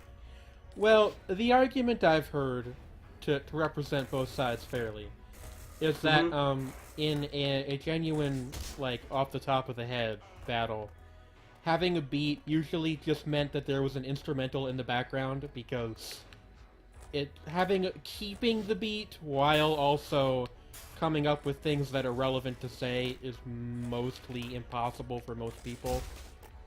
Yeah, but at the same So- time, given that the whole point of it is a demonstration of mad chops, you know, keeping the beat and making shit up off the top of your head that is relevant is, like, kind of the point.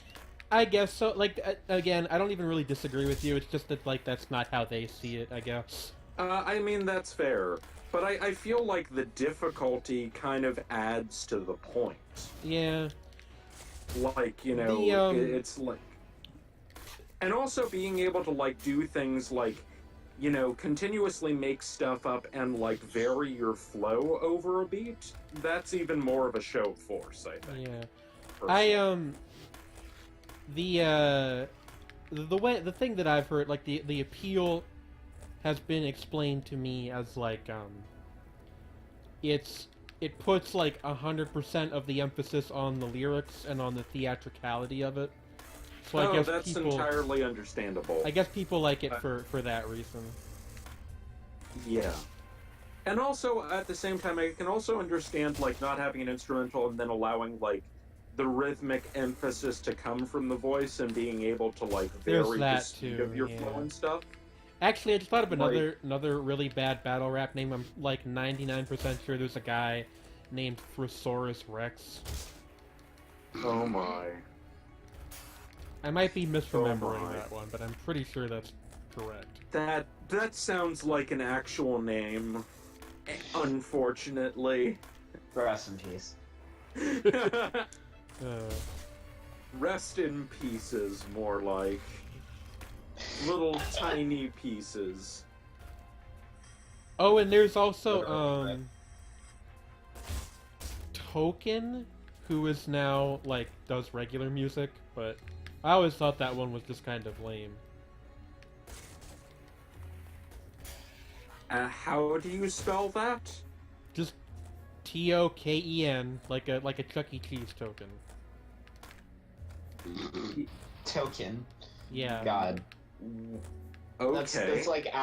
That's like asking for you to have is he the token X comparisons? Yeah, really. Eh, Yeah. I don't know.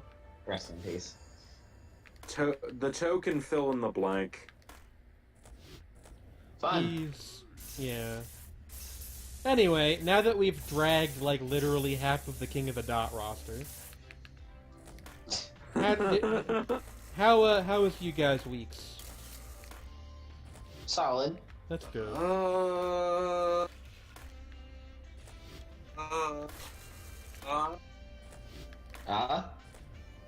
Uh, Ooh ee ooh uh.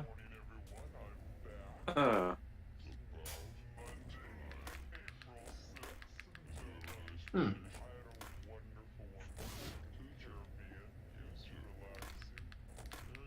Y'all still there? Yeah. Yeah. I was waiting for Yeah. Sredni to finish, and then he didn't. I mean, that was my commentary. Was okay. I also had a kind of a rough week. I didn't have my week was a bad week. It's just that nothing happened, and I just haven't been like in a great mood. I get you. So it's been like nothing but I guess it's preferable to it being like actively like negative. Yeah. I mean, fair enough. We I think I posted about this on the server, but we've been dealing with a mouse problem at home, so that's fun. Ugh. Yeah. Great. Yikes. And then there's been a bunch of family drama that I will just say is religion related, and Oh yeah, that's been a real fun time. like, yeah, wow. Which is why I'm well- actually like happy to be home alone right now and talking to you guys instead. Oh man, I can completely understand. Yeah. Yeah.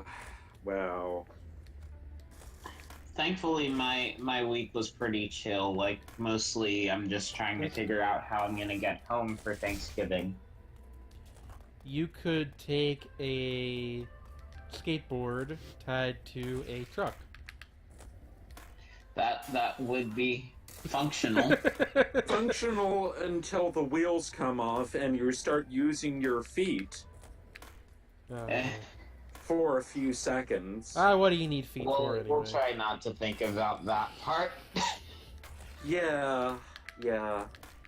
Gonna rock it till the wheels fall off. Hold up. Hey, yeah, I remember that song.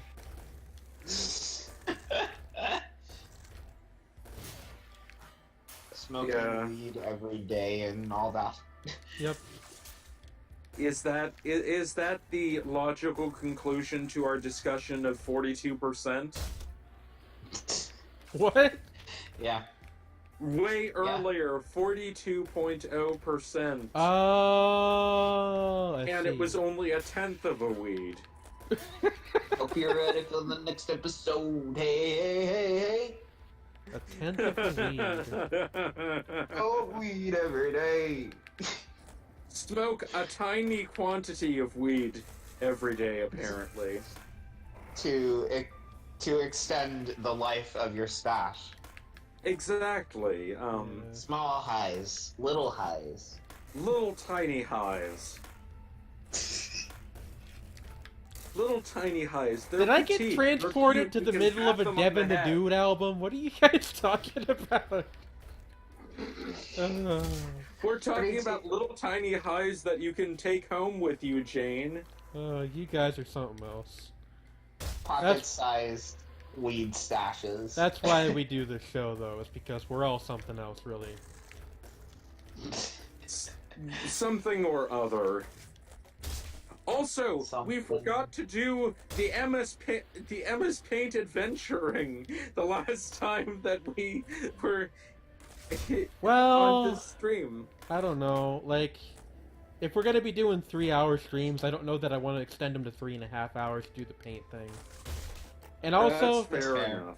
like to be completely honest with you guys, a good part of the reason that I did the MS Paint stuff was so I would have thumbnails for the videos, and now we have like a good. But now we thumbnail. have a real So, one. so I don't know. You know, Yeah, but at the same time, it is fun and also tradition. we'll do them sometimes, Tradition. just not every week. All right, fair enough. Also, I've like heard of people getting like in trouble for doing MS Paint stuff on stream and not being categorized properly. So I don't know. That's bizarre. I don't want to. Oh, I mean, I kind of get it, but at the same time, the whole point is that this is mostly a gaming stream, but that it's kind of like our wrap-up thing. Yeah. It's like our thing. It's like people who are watching this know what they're getting into. Yes. Yeah. Like, I mean, sort of like that they also understand that when we start talking about pocket-sized weed highs, then that is also part of the deal. A pocket full of weed highs, a pocket full of weed highs, a pocket full of weed highs. I got a pocket full of weed highs. I got a lot of on my head. Two very different songs called Pocket Full of Sunshine. Oh Take me away! I fucking love Natasha Bedingfield. I would marry her voice if I could. Is she still around? She still does stuff, I bet, right? I don't know if she's like made music super recently, but she's still around. Like she didn't die or anything. Well, I know, but like I meant like Just, around like- artistically. But Now- yeah, I don't know. Now I'm just remembering how, like, everybody remembers, you know, Natalie Imbruglia's version of Torn, but actually the Edna Swap version is the better version. No, it's not. Yes, it is! It is God not. damn it! It is the massively superior version. You are a goof. That's what I'm you are. right. I am objectively right. No. Natalie Imbruglia's version is much better. It is not. It is. It has less character to it. Open up your morning light and say a little pray for right.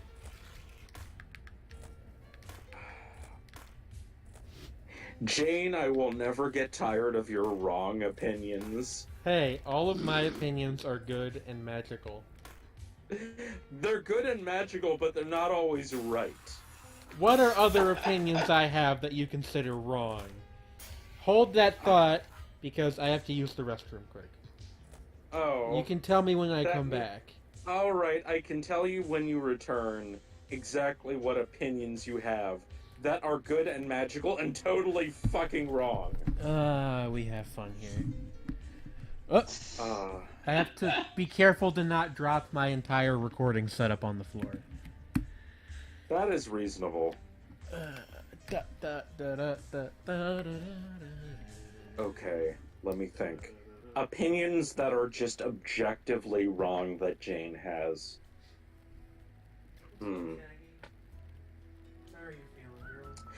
I have thought of one that is potentially questionable, but I'm going to have to wait until she gets back to drop this bomb on her.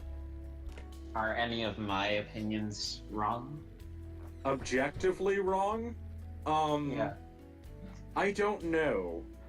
I am not sure. I'll have to think about it, as I am the Grand High Inquisitor of opinions, and objectively judging them I on their am rightness and Inquisitor. wrongness. I'm let's see, the Duke of Zippers. We'll call it that. What is? I am the Duke of Zippers if you are the Grand High Inquisitor of opinions. That is reasonable.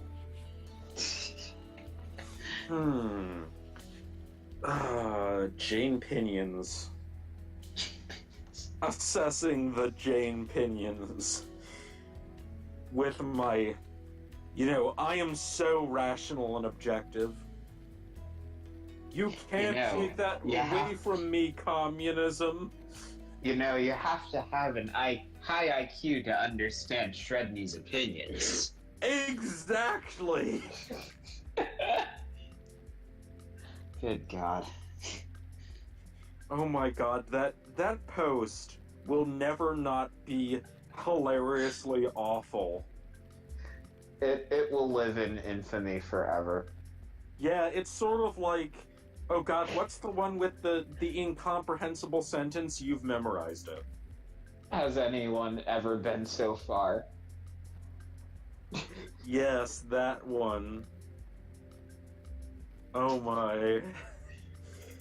Just internet immortality ensured. Indeed. Just like the best way to remain immortal on the internet is to have a really bad opinion or articulate yourself in the worst way possible. Yeah. Kind of low-key reminds me of what happened with the owl turd guy again this week, because like he did the one bike comic and people like put him through the ringer about it, even though it wasn't really that offensive or anything. I don't remember this. Emil, I think they mentioned it in their thread. I'll have to look into this topic at some point in the near future. Yeah. Yeah. But I think...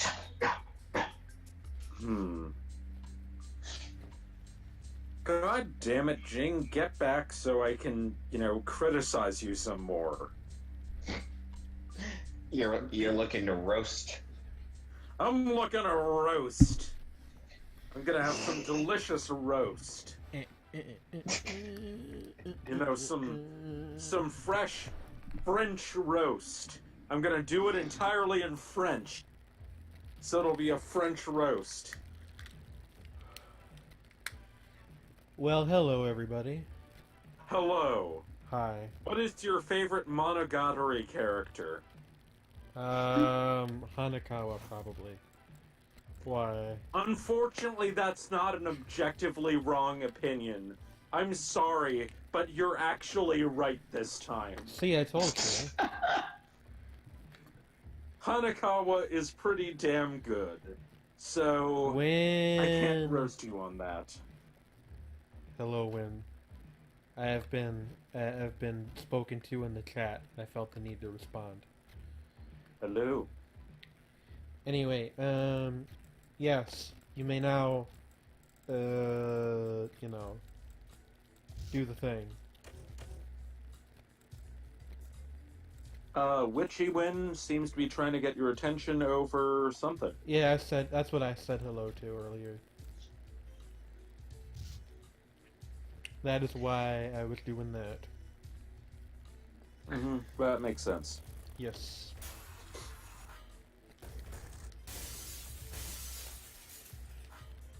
Oh, hey, I noticed that the Desert Bus stream was happening. What about it? Seriously, I often talk about the LRR guys, and one of their things that they're most known for is that they every year do, like, a non-stop for several days stream of each of them playing Desert Bus for charity. Is that them? I didn't know that. Yeah, I've heard of the Desert Bus stream. I didn't know that was them. Yeah, that is them. And they've been doing it for a long time. That's cool. Like a decade at this point. Does that sign say "D's nuts"?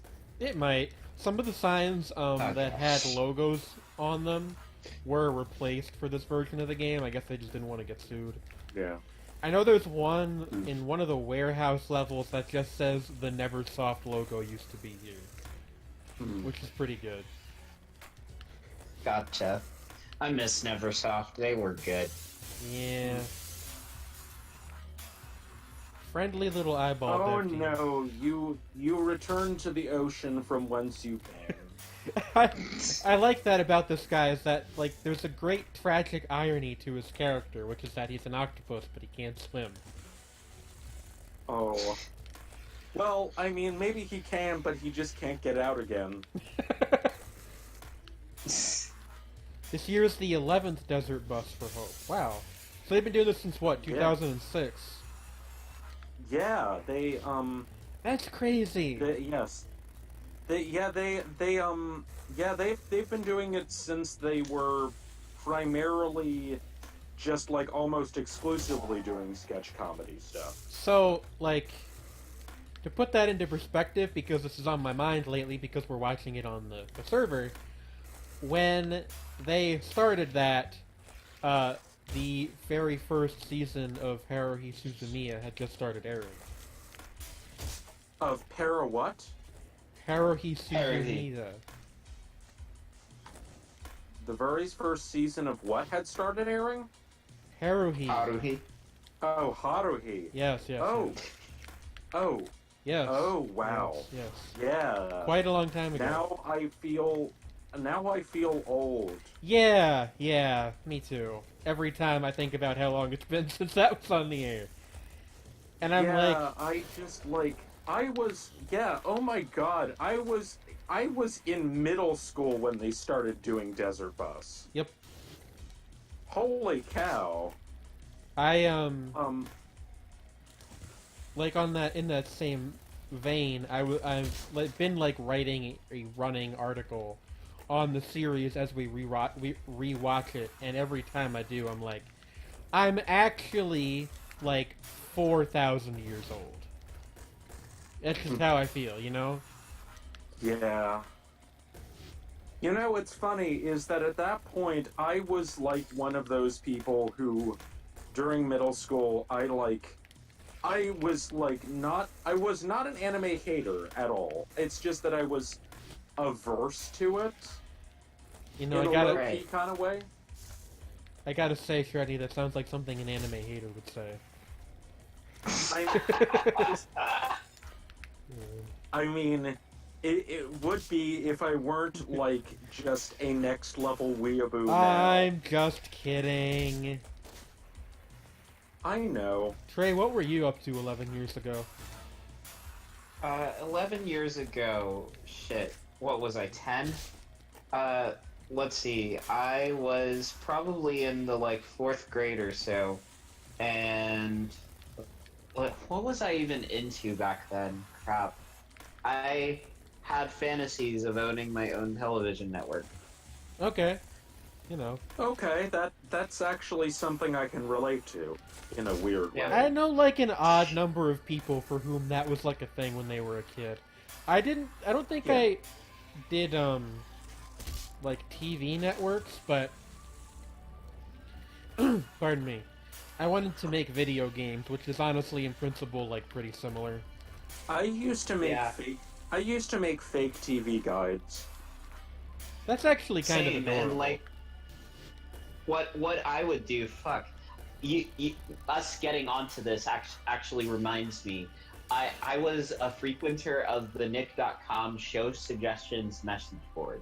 And I don't know if I've mentioned this on stream before or not, but what you would do, like, there was essentially, like, they never actually read them or anything, but it was like a place where you could pitch, like, story ideas for shows, for, like, what you'd want to see, like, aired on Nick. And, like, people would do episode guides and just character descriptions, and hell, I think that occasionally you'd see, like, maybe fan art here and there, like when the moderators allowed people to embed stuff and everything. It was pretty nuts. Like, yeah, that's actually really cool. You look at that and you kind of understand why I am the way I am now. Yeah, I can completely understand that. Yeah.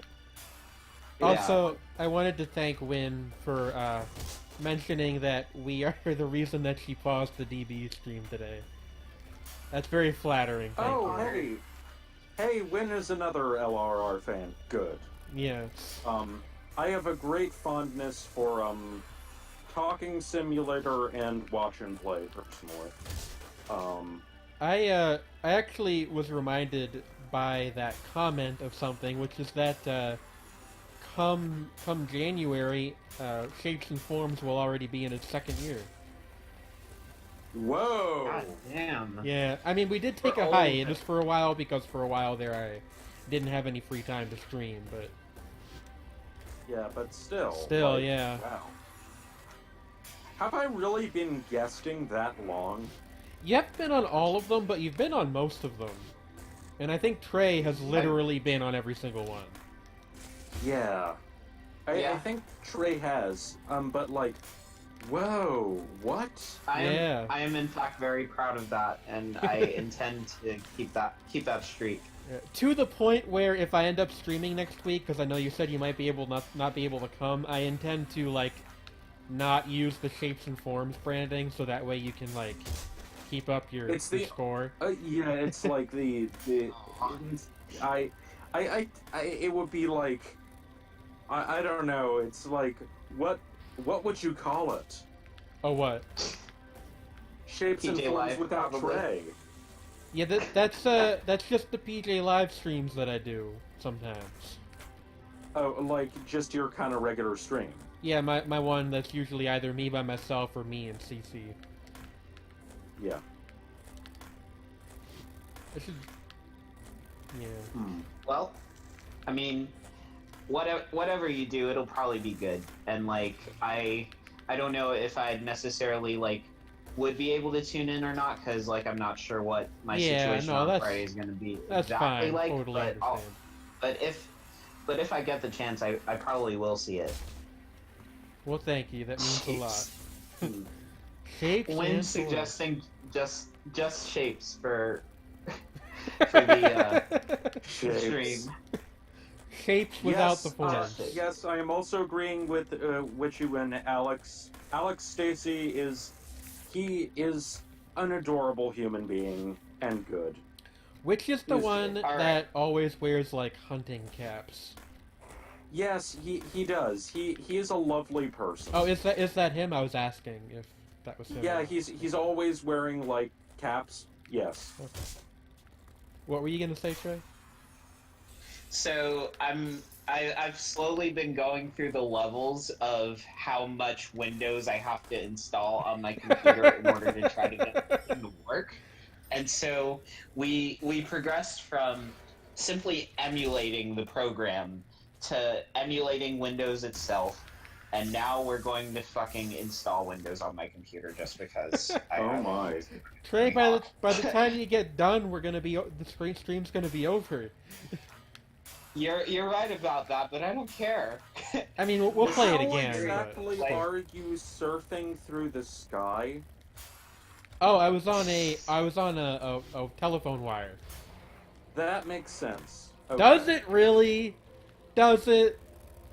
I mean, it makes sense in the context of the game. It has verisimilitude within the world of the game, even if it makes absolutely no sense in reality. The deep lore of the Tony Hawk Pro Skater franchise.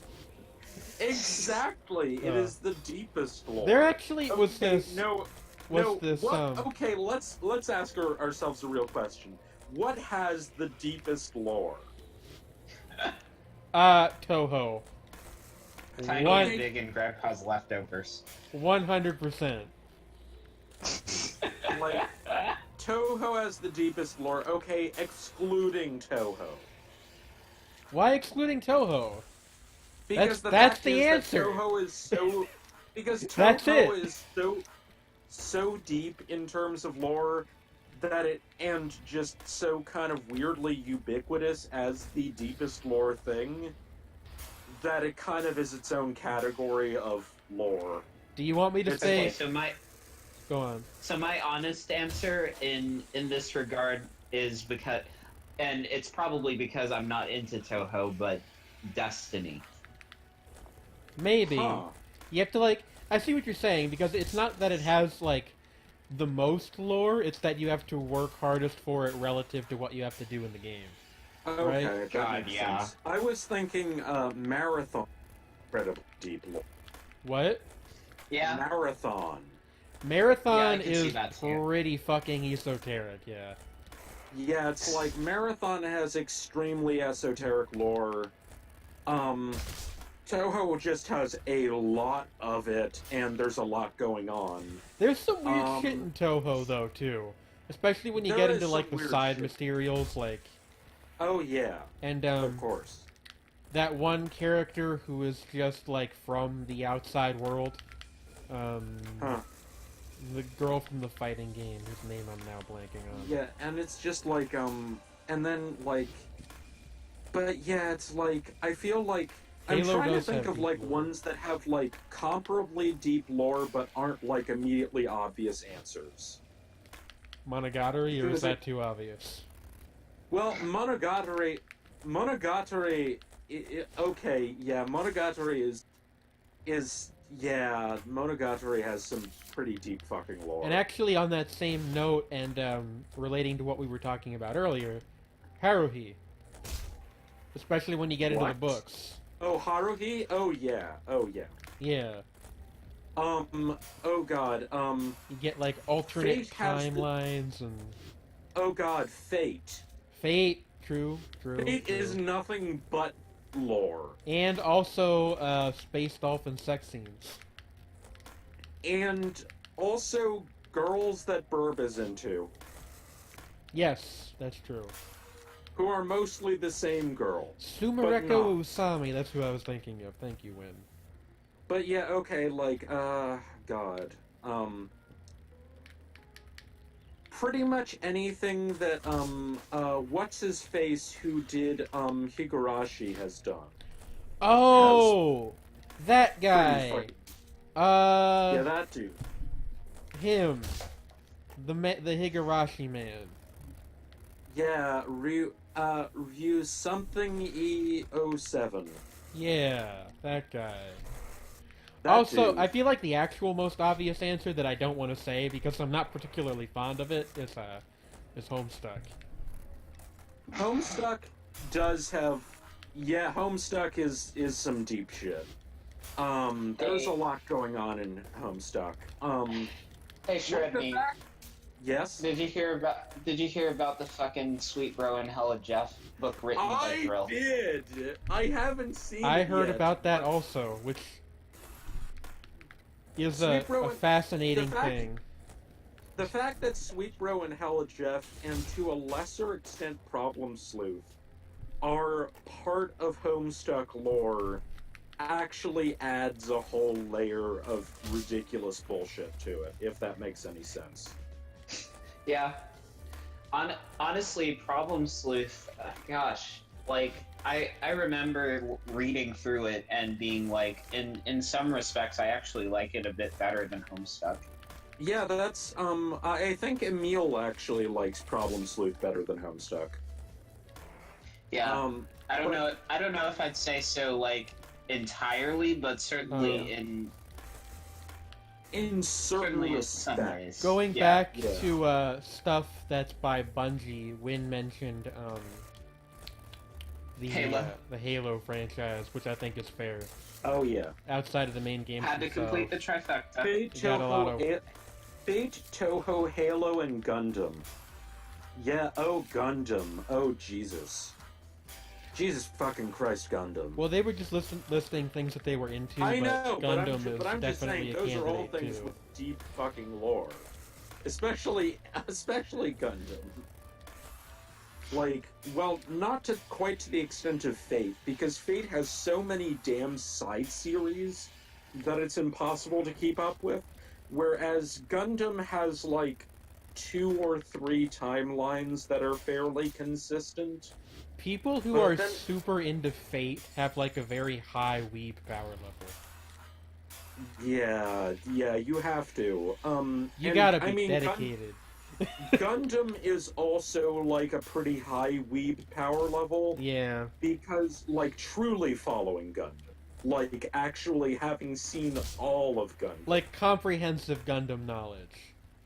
Yeah, I feel like Burb's girlfriend Luna has like some serious Gundam knowledge. I actually just realized I haven't shown off the single best feature of this entire game yet. Let's go into the trick editor real quick. Oh, can I not do that from here? Alright, I'll save that for the next stream. That's a whole other kettle of fish. Yeah, We'll have to it's get like... into. Witchy Win recently read Problem Sloop for the first time and started Homestuck.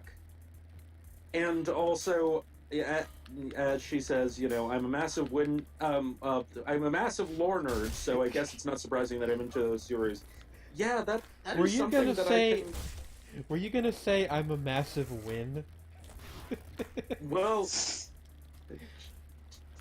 Witchy Win is a win who is witchy. That's true. But is a massive lore nerd who... Okay, I can relate to that. I like weirdly deep trivia and side stuff, and that's part of the appeal of Monogatari for me. Me too. It is a puzzle box.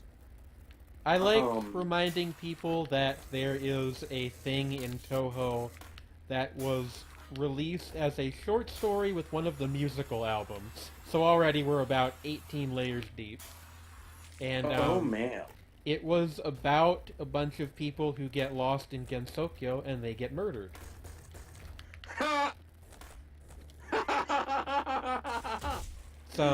Why is this funny to me? What is it called? Like the Dolls in Pseudo Paradise or something.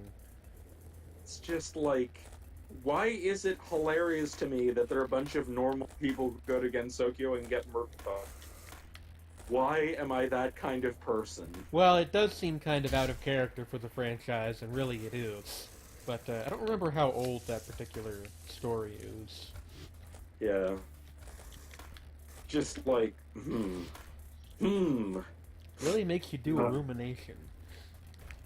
I feel like also part of what makes Touhou so, you know, dense in that way is also because of the amount...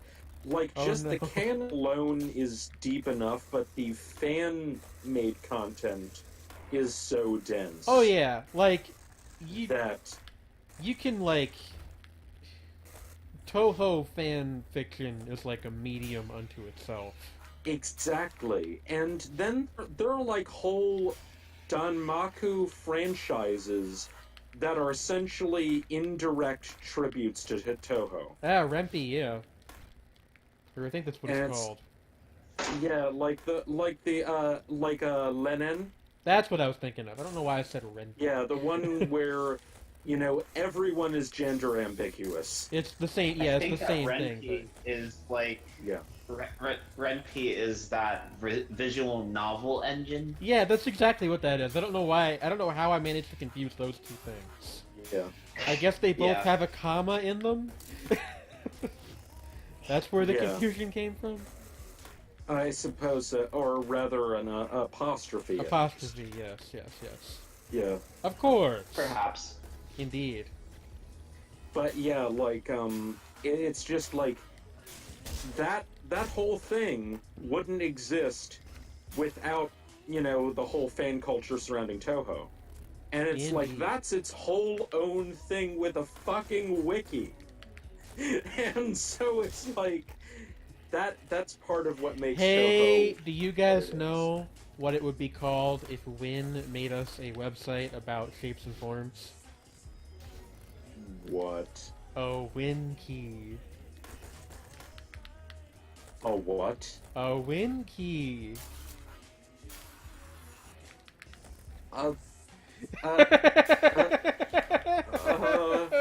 I'm trying to figure out the pun. Question mark? Ha? Ha? I don't understand. It's Wiki with an N in it. Oh. Because her name is Win. God. Yes, you see. Oh god. Their name is Oh Win. god, yes. why, Jane? Why? Why have you committed this crime against humanity? It's what I do. What you do is commit war crimes, Jane?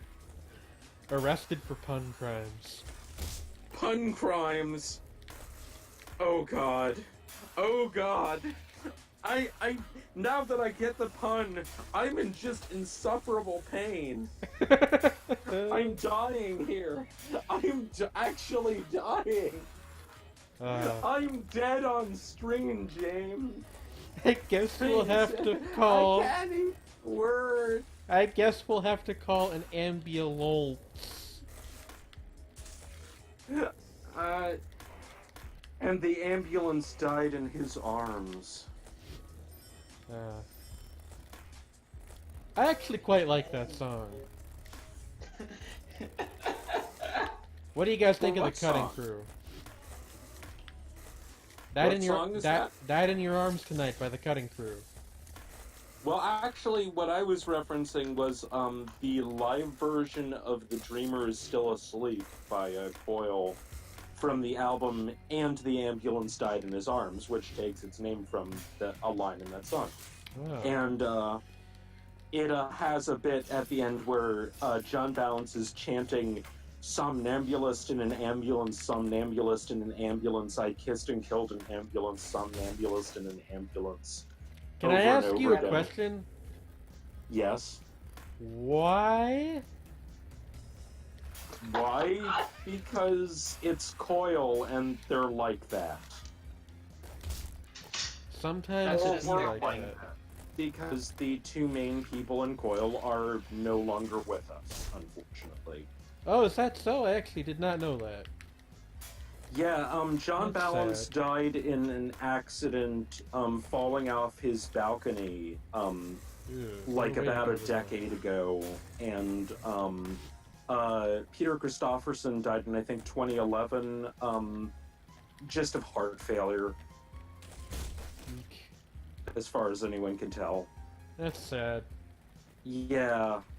I actually talked to Peter Christopherson. I emailed him about some stuff about Coyle when I was in, like, middle school. He was really nice. That's good. Yeah. He was a very strange, charming man. I'm trying to think if I've ever had an interaction with a celebrity that I, like, enjoyed their stuff. Oh, I once made Aesop Rock, like, groan at a pun I made on Twitter. And I don't remember... Oh, man. And I don't remember what the pun was, either. But if you... Oh, man. If you care to look at it, it is somewhere in my Twitter history, probably. It was probably like a year or two ago. Yeah. It's just like... I thought it was really cool was with the Peter Christopherson thing, was that it's like...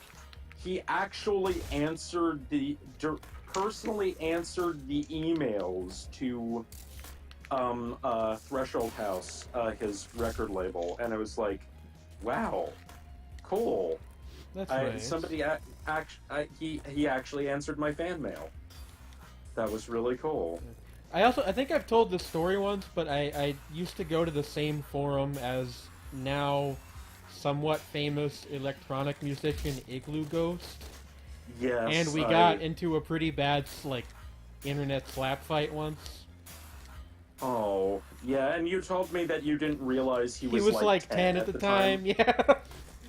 And then it's like, that has to be the weirdest regret. Yeah, I mean, like, I don't think he ever posted any of his music on Odd Future Talk, so it's not like I even knew he was a musician, but... Yeah, I understand. It's just like, wow, that's a little awkward. Yeah. But kind of fascinating.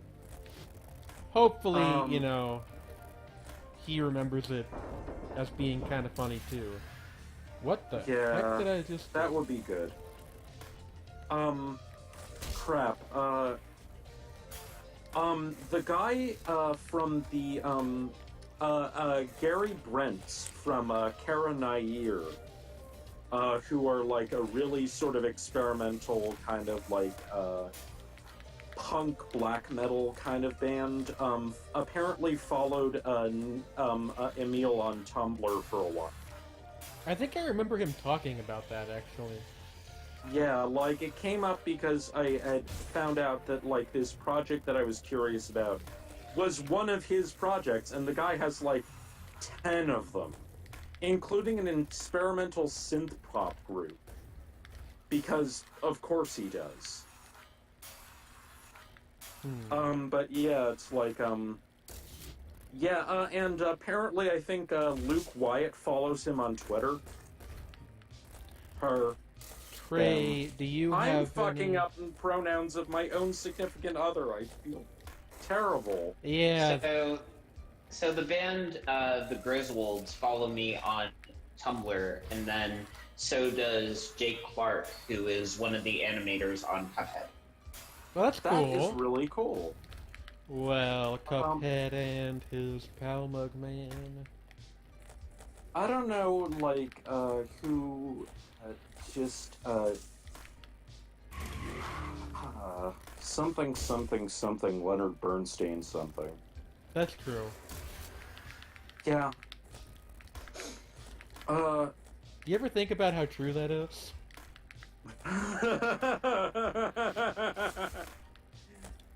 Oh.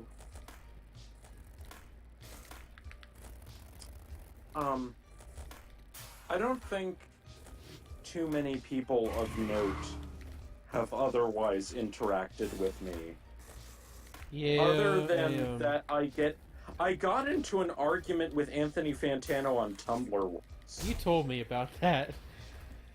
Yeah, I mean... Well, I mean, like we kind of made up, but still, it was kind of funny in retrospect. Like, he known for that for a while? Like, he would argue with anybody? The problem is, the problem with Fantano is, he's a decent guy, from what I can tell, and, that he, he has some kind of, flaky, centrist, white boy liberal opinions, if that makes sense.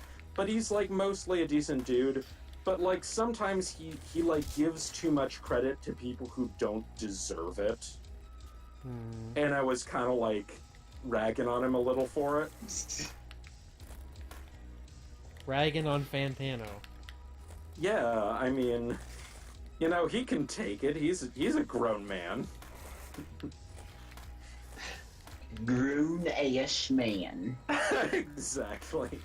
But yeah, he doesn't really go on Tumblr much anymore, as far as I can tell. I think maybe because he realized that, it's a little kind of, he's not... I don't think he's, somebody who actually enjoys confrontation much. And Tumblr kind of lends itself to either talking into the void or confronting people, if that makes sense. Yeah, I mean, I'll be honest with you, I don't really like Fantano at all, but... I mean, I don't have any context for any of this stuff, to be perfectly I get honest. just not being into his stuff. I feel that, there was that infamous Fader piece that was, honestly really unfair and kind of left out a lot of important details. I don't know. I mean, again, I don't have any context for it, so... Yeah, it's basically, I'm not sure exactly why it was written in the way that it was, but I remember reading the article and just kind of being like, huh, that's weird, and then I just didn't think about it for ever again. Yeah, that's fair. It's but I mean, it felt odd to me is that, there are legit criticisms of him, whether as a reviewer or, in terms of political stuff, but it's those aren't the criticisms to be, the ones that were made, you don't have to make stuff up to, have beef with him. You know what I mean? And I personally don't, but, I can get not liking him for, legit reasons rather than fake ones. You know what I mean? Again, in theory, but, I mean, I don't know anything about the guy, really. Yeah. I don't know. I'm not really huge on him either, but I do credit him for being the main reason that I bothered to check out Health's album Death Magic, which is one of my favorites of the 2010s thus far. Yeah. Yeah, the reason why, actually, I started following him way early when there weren't actually that many people doing that kind of music reviewing on YouTube. Yeah. So it's like I've just been aware of his work for an extremely long time, and how it's progressed. I think I'm kind of in that same boat, but from a more distant perspective, because I just never bothered to subscribe. Yeah, that's fair. I did watch one episode of Todd though today. Which is interesting because it's been a couple months since I saw any of his work. which one was it? Feel It Still and Thunder. Oh yeah, I actually thought that episode was really good because he Yeah. kind It of has went a good point there. went into Yeah. wider structural stuff instead of just him ragging on the lyrics, which is what he usually does. Yeah, and also, I mean, that's probably also why I like his one-hit wonder stuff better Yeah, than me his too. more conventional reviews. Because it's, that tends to be more him, actually sort of, it seems like that seems like more of his passion. Yeah. To me, is, sort of weird amateur pop historian stuff. It very well may be at this point, because he did mention that he mostly listens to top 40 these days because rock is irrelevant. To an extent. Yeah, I mean, the thing is that, in terms of mainstream music, but it's also, I feel they're, what... I honestly listen to music that has never been, quote-unquote, relevant to begin with, mostly, so... I don't feel much angst about the death of rock radio. I don't either, but I think for a lot of people that grew up in that era, it's kind of a point of Oh yeah, I totally understand it. Yeah. It's just that I don't feel it. And it's it's more like when I was younger, there was plenty of rock on the radio and none of it was good. I don't know, my mom used to listen to 99.9 The Hawk and stuff, which was a rock station around here. And I largely still like most of the stuff that they played, but when I think of rock, I tend to think of sort of more of a harder sound than what I heard on that station. A lot of Doobie Brothers and stuff like that. Oh, that stuff's great, but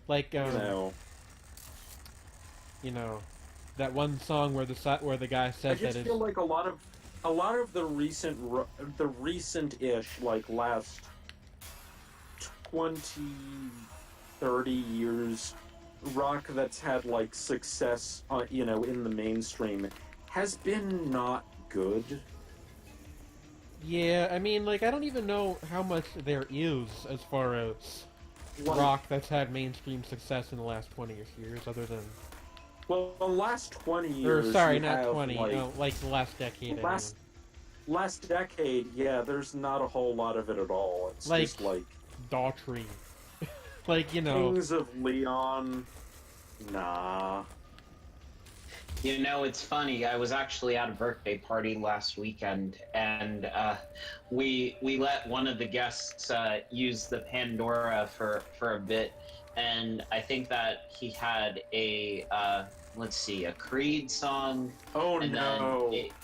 Creed, and then Stained, and then Three Doors Down in some order. And I told the birthday boy, well, one of the two, because it was him and his twin sister. Why is this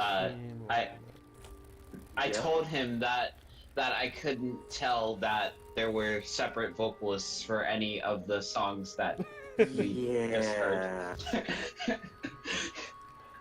God. Yeah. Sometimes that's how it goes with that kind of music. Yeah, it's the stereotypical Yarling post-grunge vocalist. But then I got to take the wheel and played some friggin' weird housey shit that nobody had heard. But they enjoyed it though. So that is yeah. good. There is only one song that you should play at a party, and it is Panda by Designer. Oh my lord. I've got broads in Atlanta. It's in Atlanta. Mix up that lean Keys and to that the pan. Phantom. Credit cards and the scanners. But, like, I don't know. Last time I was at a get-together, the two things that I played were, Cheap Trick's, the Live at Budokan version of I Want You to Want Me, and Underworld's I Love You, Skyscraper I Love You. I'm not familiar with that particular song, but I mean, those sound okay to me. Yeah, I mean, that latter one, or I might be getting the title wrong. It is a 13-minute long experimental house track, sort of. Yeah. I distinctly remember this map. It was like the last level in the Underground 2, where you're like having your final confrontation against Bam Margera, who is the villain of the game. I forgot that this game even like had a plot, but you're right, it did, which I only barely remember. It had a plot once. Do you guys have either of you ever seen that meme that's like a mock-up of a Tony Hawk franchise like timeline? I have or like not. multiple timelines. Sorry. It's been a long time since I saw it, but yes, I am familiar with it. I think I might have seen it, but it has been a very long time. The one that sticks out in my mind, go on. Like the bad future where Bam wins, like the fight against Tony and your skater is where American Wasteland happens, and then the good future is like Project 8 or some shit. And then there's like a line that says alternate universe, and it points to Tony Hawk 5. Yeah. Good times. Oh my god. What? I don't know a ton about this franchise, so explain why Tony Hawk 5 is an alternate universe. Because it fucking sucks. Well, that too. So, okay, I will break it down real quick. So the Tony Hawk games originally were just like there wasn't really a plot. It was you just had these levels and you had various goals within them.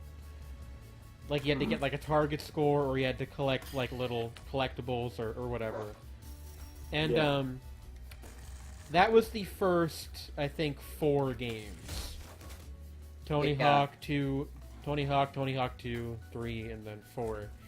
And then they did American Underground, which was similar but had a plot. Underground. Was it just called Just Underground? Underground. Tony Hawk's Underground. And then the sequel, Underground 2, which is the game that we're playing. Yeah. And those, in their original versions at least, had like an actual storyline. Mm-hmm. And then there's American Wasteland, which I think is like an open world game, but I don't know much about it. It's kind of in the same vein as Underground, where it has like a running plot and everything, and then the levels are. It's kind of weird because it's not like 100% an open world, but what it does do is have like individual levels that are linked together with like long hallways that are used to sort of mask the loading screens that would happen in between each level. Interesting. Okay. And you would unlock each individual part bit by bit as you went through the story. Mm-hmm. Okay. Pretty next level stuff for 2005. So, continuing on from there. Yeah, so what's American Wasteland about? Or not American Wasteland, Project 8, what's that about? Because I never played that one. That one is basically kind of like a similar thing, although they abandoned the idea where it had like continuous levels for the PS2 version. I think it might have like it might do that thing again in the PS3 one, but I had it for the PS2, so wasn't really familiar with it. But otherwise, kind of just a simple like thing where you were trying to get famous, and like Tony was running some promotion where like you were trying to get part of his like team or whatever. Okay. And then there was So there was there was Ride, I think, was the one with the weird motion control peripheral. Nah, we gotta get to Proving Ground first. Okay, That was the one sorry. that happened in between. So Proving Ground was where the franchise was going up against Skate, and that was the first one that was developed officially for the PS3 and 360, like just with those like exclusive platforms. But it failed because Skate was a better game. Okay. And then we get to Ride. Which had a weird motion controller that was very expensive. And Yeah, that was a enormous different commercial developer flop. too. Yeah. And okay. So then 5, which came out only like a year or two ago, was an attempt at a reboot. It was more like the early games where it was just like levels and goals. Unfortunately, Tony Hawk 5 is like legendarily terrible. Oh dear. Like, not only is it buggy as hell, it took away features that had become like really well-known staples of the series up to that point. So like you couldn't create your own skater for one, and then the skaters that they did have included, but were not limited to, Lil Wayne. Oh my. Tyler the Creator too. Oh God. Via a patch Damn. eventually, yes. Wow. I actually played know Tony that. Hawk 5 and it was very bad. Rest in peace. No dear. So I guess that's why that one is. Robomoto, they Alternate like universe. they did their best, but I think that Activision like probably pushed some ideas on them that weren't really working for the series itself. Yeah. The world's prime for a good skateboarding game, though. Honestly. Yeah, I And, mean, like. YouTube. Sorry, go on. One YouTuber that I watch, Jakey, he actually did a video about Thrasher Skate and Destroy, which came out from Rockstar like in 1999, and was like thinking about like how the market is definitely there if Rockstar or whoever else would be willing to come back to it. I mean, it's entered into that period where, you know, you've got the 20-year revival thing. Yeah. The And thing then, is, hell, even like, I think that people are period. dying for Skate 4. Yeah, like, You I know, think.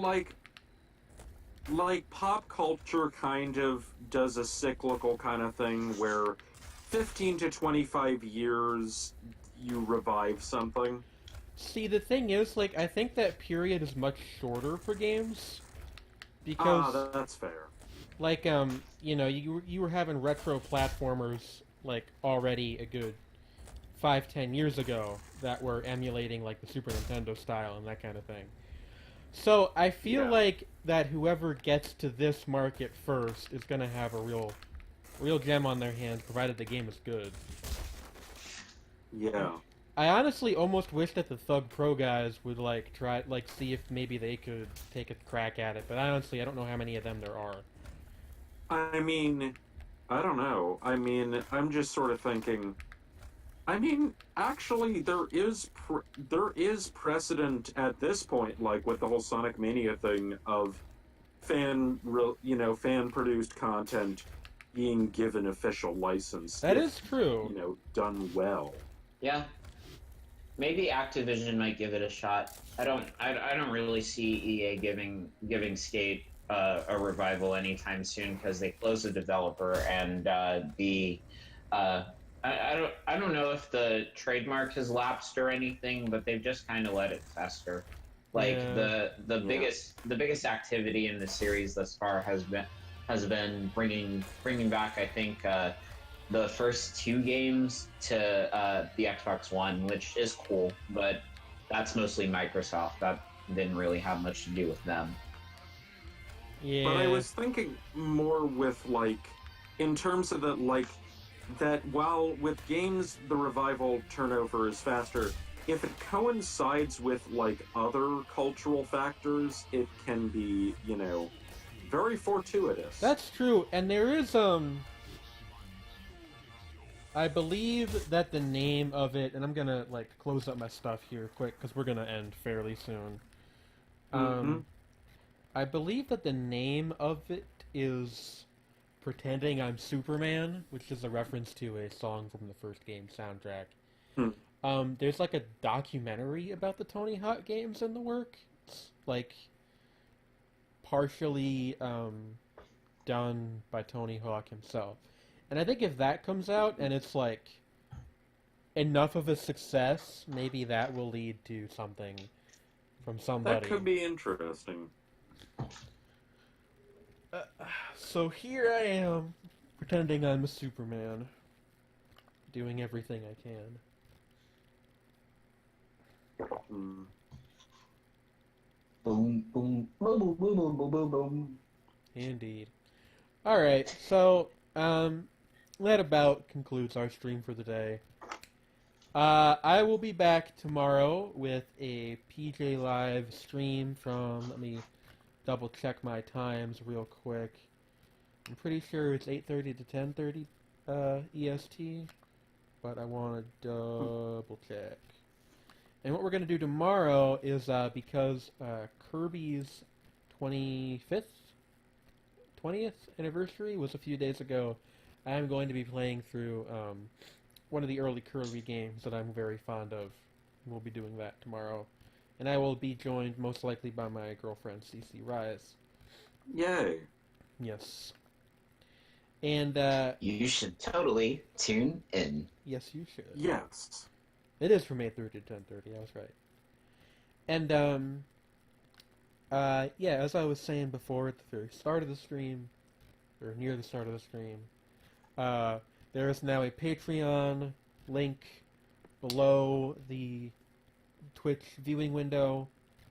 If you are so inclined. In the doobly-doo. Yes, yes. So, if you are so inclined, and you have the cash to spare, you can subscribe for any amount per month that you want, and as I mentioned earlier, all profits from that Patreon page go back into buying more games for this stream and for my Indie Bazaar YouTube series. And Woo! that You series can. is found on my YouTube channel. Sorry. Which you can find at You- this location, which I am going to drop in the chat.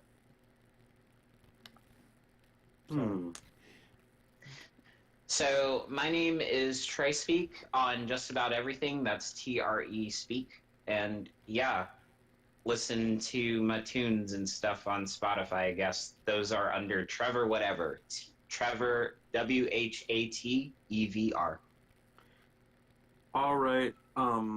I make music as Silence and Secrecy, and under my real name, which is Julian Mallerman, I write reviews for Them Anime Reviews at themanime.org. And coming up, I'm going to be reviewing the first yaoi title ever, pretty much. Well, huh. No, seriously. That's interesting. Yeah, it's Kaze Toki no Uta is I think the next thing on the docket. So Cool. look forward to that. Very obscure but historically important, and also French. Francois. All right. Yeah, Yeah. That's about that's it for my shameless self-plugging. I am not sure whether or not we will be back next week. I will keep everybody posted on Twitter. Like I said, there's holiday stuff coming up, which always complicates things, but we will see about doing something, if not necessarily shapes and forms per se. Bye-bye, Win, and bye-bye, everybody else. I will see you all next time. Goodbye. Later. Adios, vocals.